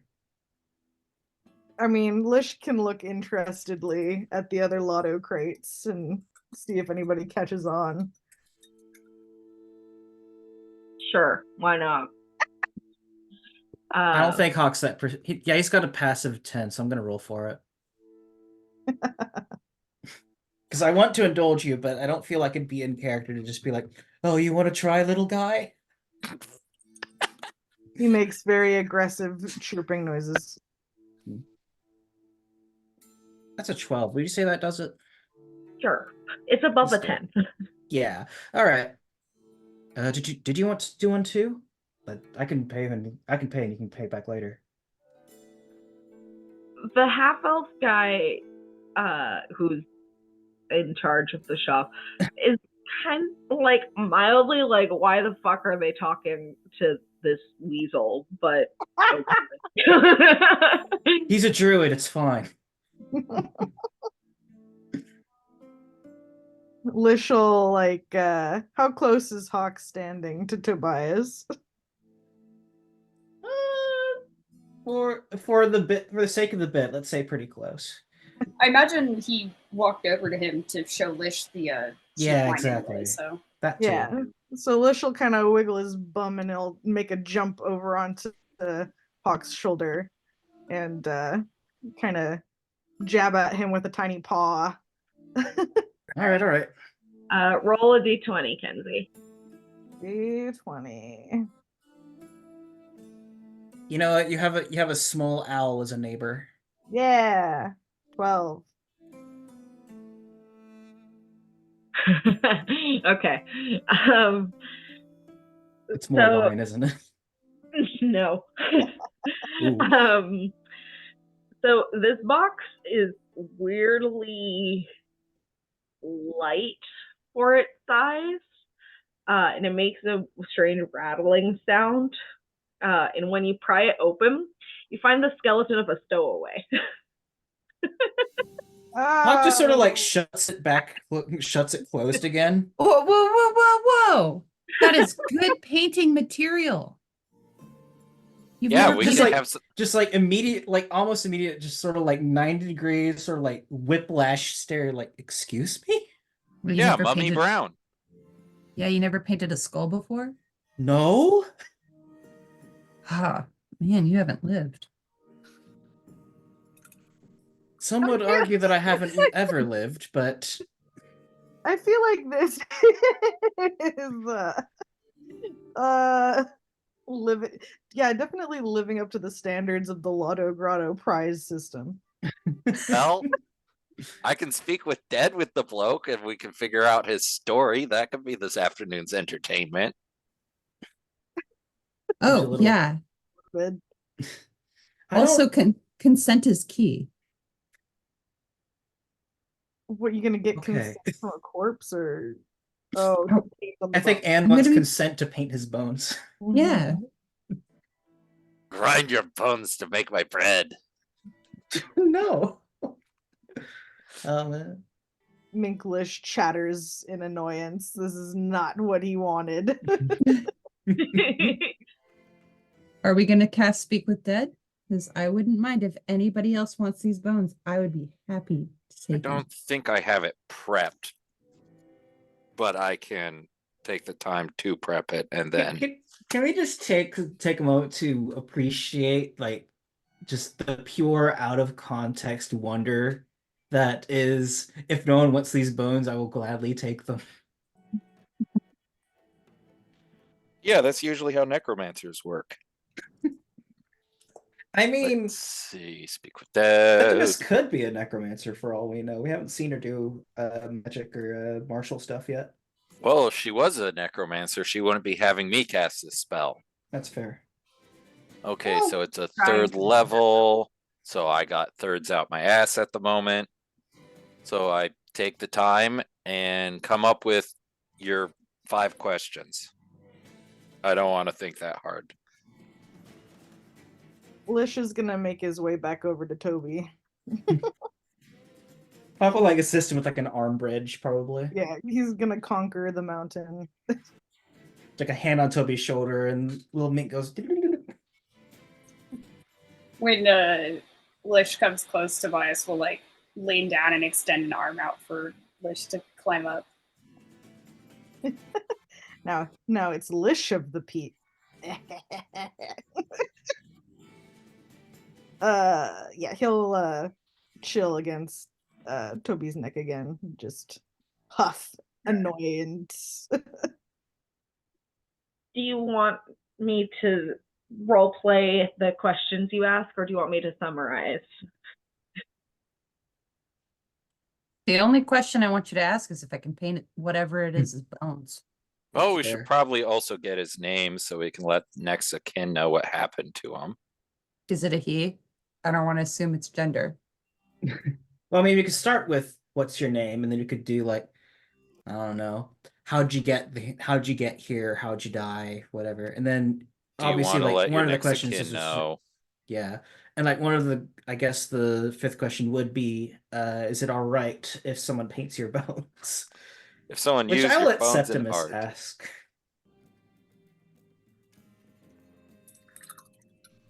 Yeah, so like, who are you? How'd you get there? Should we let your like next of kin know? How'd you die? Not in that order. And then bone paint. Yeah. Who So are you? How'd you get here? Do you want to let your next of kin know? Who's the next of kin? Can we use your bones? There we go. So he says his name is Detlef. He was trying to sneak onto the island paradise of Elysia, but the crate he was in got mixed up with another one, and by the time he eventually ran out of oxygen. Yeah.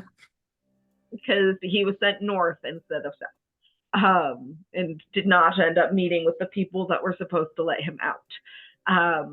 He does not have any next of kin. He also says he's not using his bones anymore, so by all means. Well, that does technically leave us with one question left. What do you want to ask him? Is there anything you'd like us to do for you in your memory?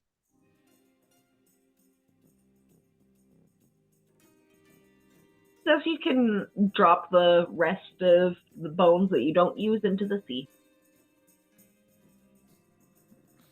And at that, the skeleton. The I was jaw thinking- stops animating and it slumps. I was thinking more like, what's your favorite color, or like, what do you want to eat? But yeah, I guess that works. Well, I want to be nice to the dead person that we accidentally bought. You know, just It is important to give him rest, at least. yeah, just think of it as an odd quirk of mine. I want to be nice to the person that we just bought. That's fine. I'm gonna take the head, and I'm gonna take the hands, and the rest are yours.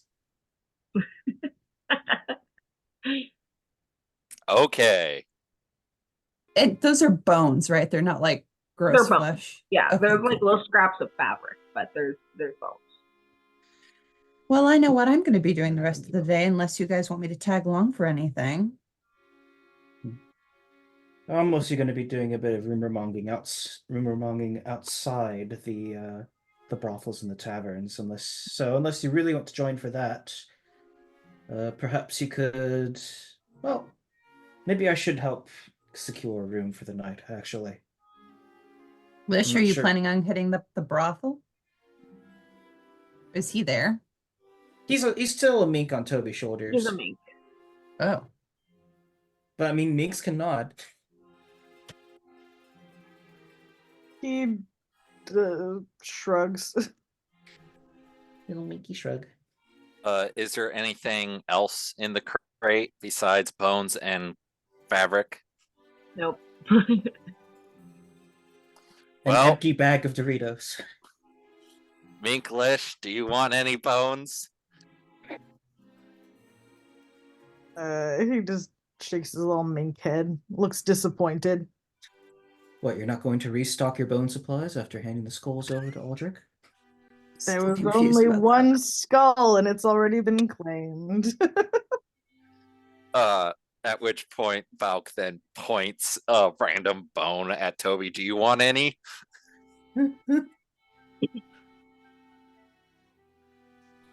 Toby like looks at it, considers, and says, "No. Could If I do was to some look cool at bones, it would be more animal bones than people bones." fare, but it would still be some cool scrimshaw. I think it'd be a little more respectful to let the rest of his bones rest.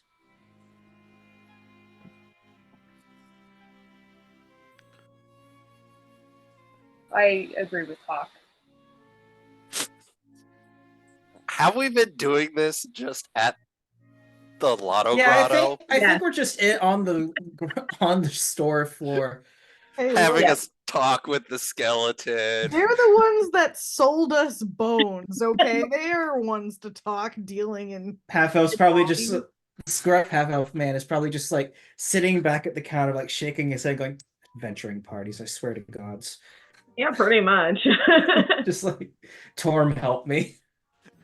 What's the quickest route to the harbor?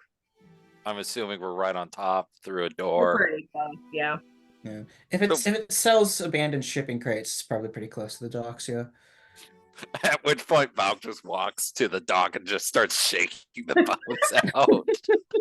Just another evening here. Yeah, you walk over with the crate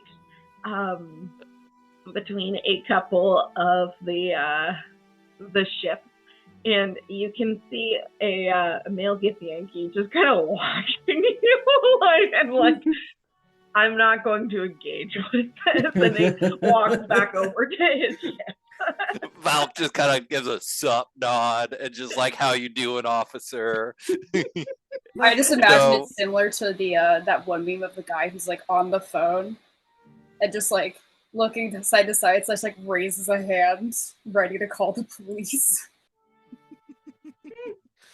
Yeah, it's mean- definitely good fortune that we're in such a sketchy town. This probably isn't the only crate of bones that's been emptied into the sea this past week. You mean this morning? No, week.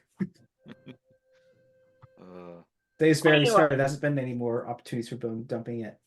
Anyway, after that exchange, Hawk will actually approach Shopkeep and say, "Thanks for the business.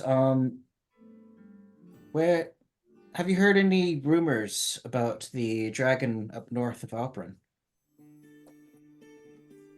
Fuck no, I don't deal with dragons. Fair enough.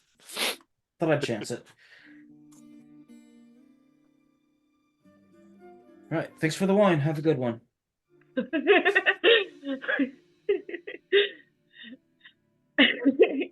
Thoroughly unhelpful man. Sells you like a bunch of crappy wine and bones. Well, no, he gave us some good wine too. Not intentionally, but All right. what else do we want to get up to while the day is still young? Mhm. Though we only have a couple minutes left.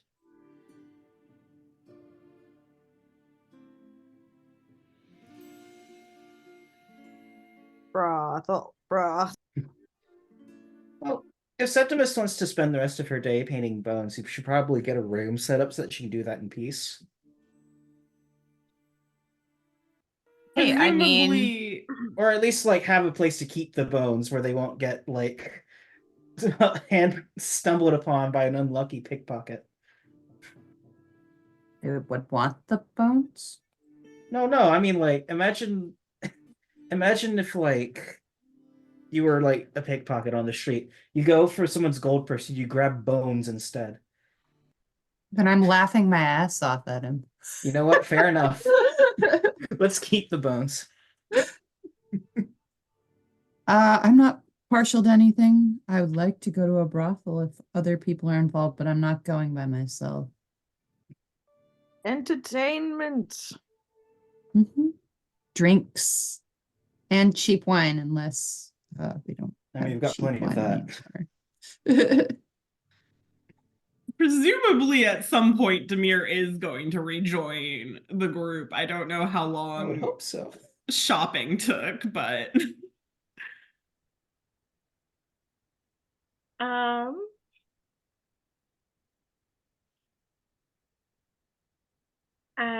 who all was interested in going to the brothel?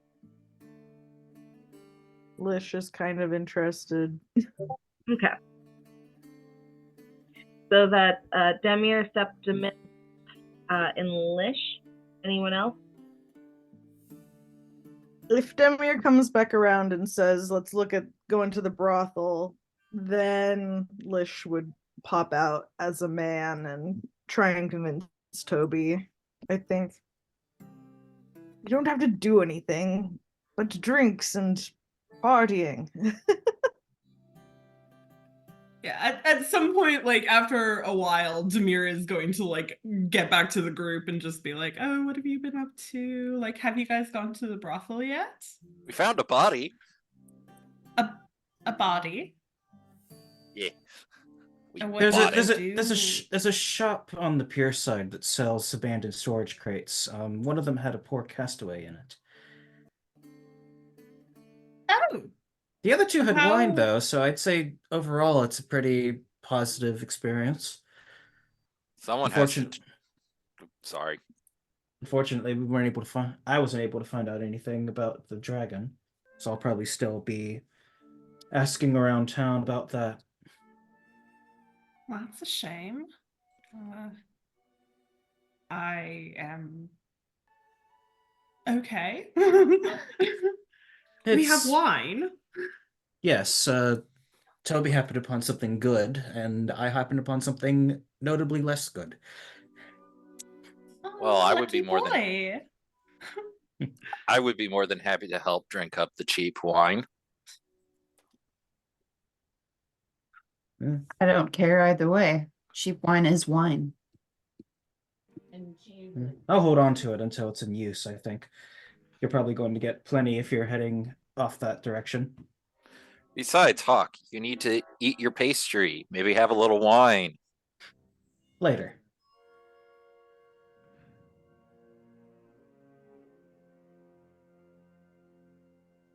Well, then, is it do we have a room anywhere? Are there any inns? There is an inn. I haven't gone in there yet, though. I think arranging a room was going to be next on the list, if not after when you guys were done. Great. Demir is going to give a Hawk 10 gold pieces and just for arranging a room from the party fund. All right. I'll get our room set up then while you go have fun. Volk, are you going with Hawk to arrange a room, or are you going to the brothel? Toby's wanting to go to the brothel for just partying, correct? Tobias does not want to go to the brothel. Then Lish wanted to convince him. I don't think it was successful. Well, yeah, okay, so Lish will pop out of his mink form and just be like, oh, but we could go get some drinks and some food and see the entertainment. well, we can get drunk at wherever the hotel is. You can get drunk at wherever the hotel is. You can get drunk too now, Hawk. That's not something I want to do. It's not something Why you've ever not? tried. You've never tried it. I'm not keen on trying it. Why not? I've seen how y'all act, and being under the influence of a spell is enough for me. Hmm. You shouldn't limit yourself if you're going to experience life as a fleshy creature. You should experience life as a fleshy creature, all the pleasure and pain that it has to give. I feel like I have enough of both of those with my own life already. Thank you very much. If Hawk does not wish Oh to, no, then we don't have I to. think I froze. Yeah, you froze. You're stuck in a. Oh, You Oh, you're froze, back. but we can hear your voice. okay, cool. Okay. So Hawk, Valk, and Tobias, and I'll say Erin, are going to the Rowdy Raven. Everyone else is going to the brothel. Sounds like it. Hawk will arrange for 2 rooms as usual once we arrive. Well, I will say on your way over to the Rowdy Raven, guys see that priest of Torm again, and he spots you, Valkyria, Uh-oh. and starts making his way over to you. I have to do religious things. I'll catch up with you guys. All right. He approaches you and says, I'm sorry to interrupt you, but I must ask, are you a woman of faith?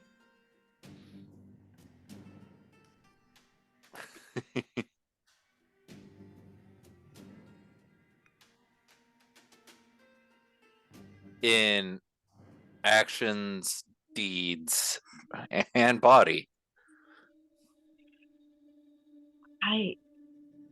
I saw you earlier, and I wish to ask for your assistance with something. I figure that you are new to town, yes? Just passing through. Well, I have been working for years to try to make this town a better place, a safer place. And while I personally have no issue with the existence of sex workers, the ownership of the brothel itself is a matter of concern to me. Explain, good man.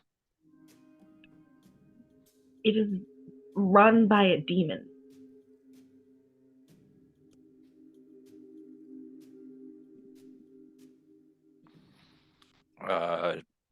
A demon without honor or with honor?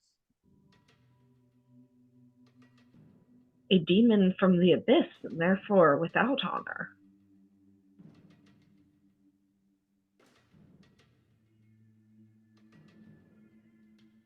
And I know you said you're just passing through, but anything you could do to perhaps bless the building to make sure that she cannot enter, or perhaps banish her back to the abyss, would be a wonderful help, and would certainly do the town a lot of good.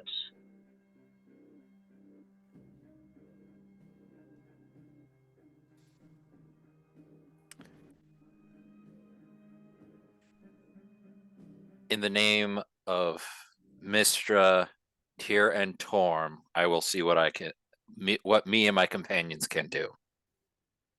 Thank you so much. Torm bless you. And that is where we'll call session for the day. Side quest. Sometimes you gotta have a side quest.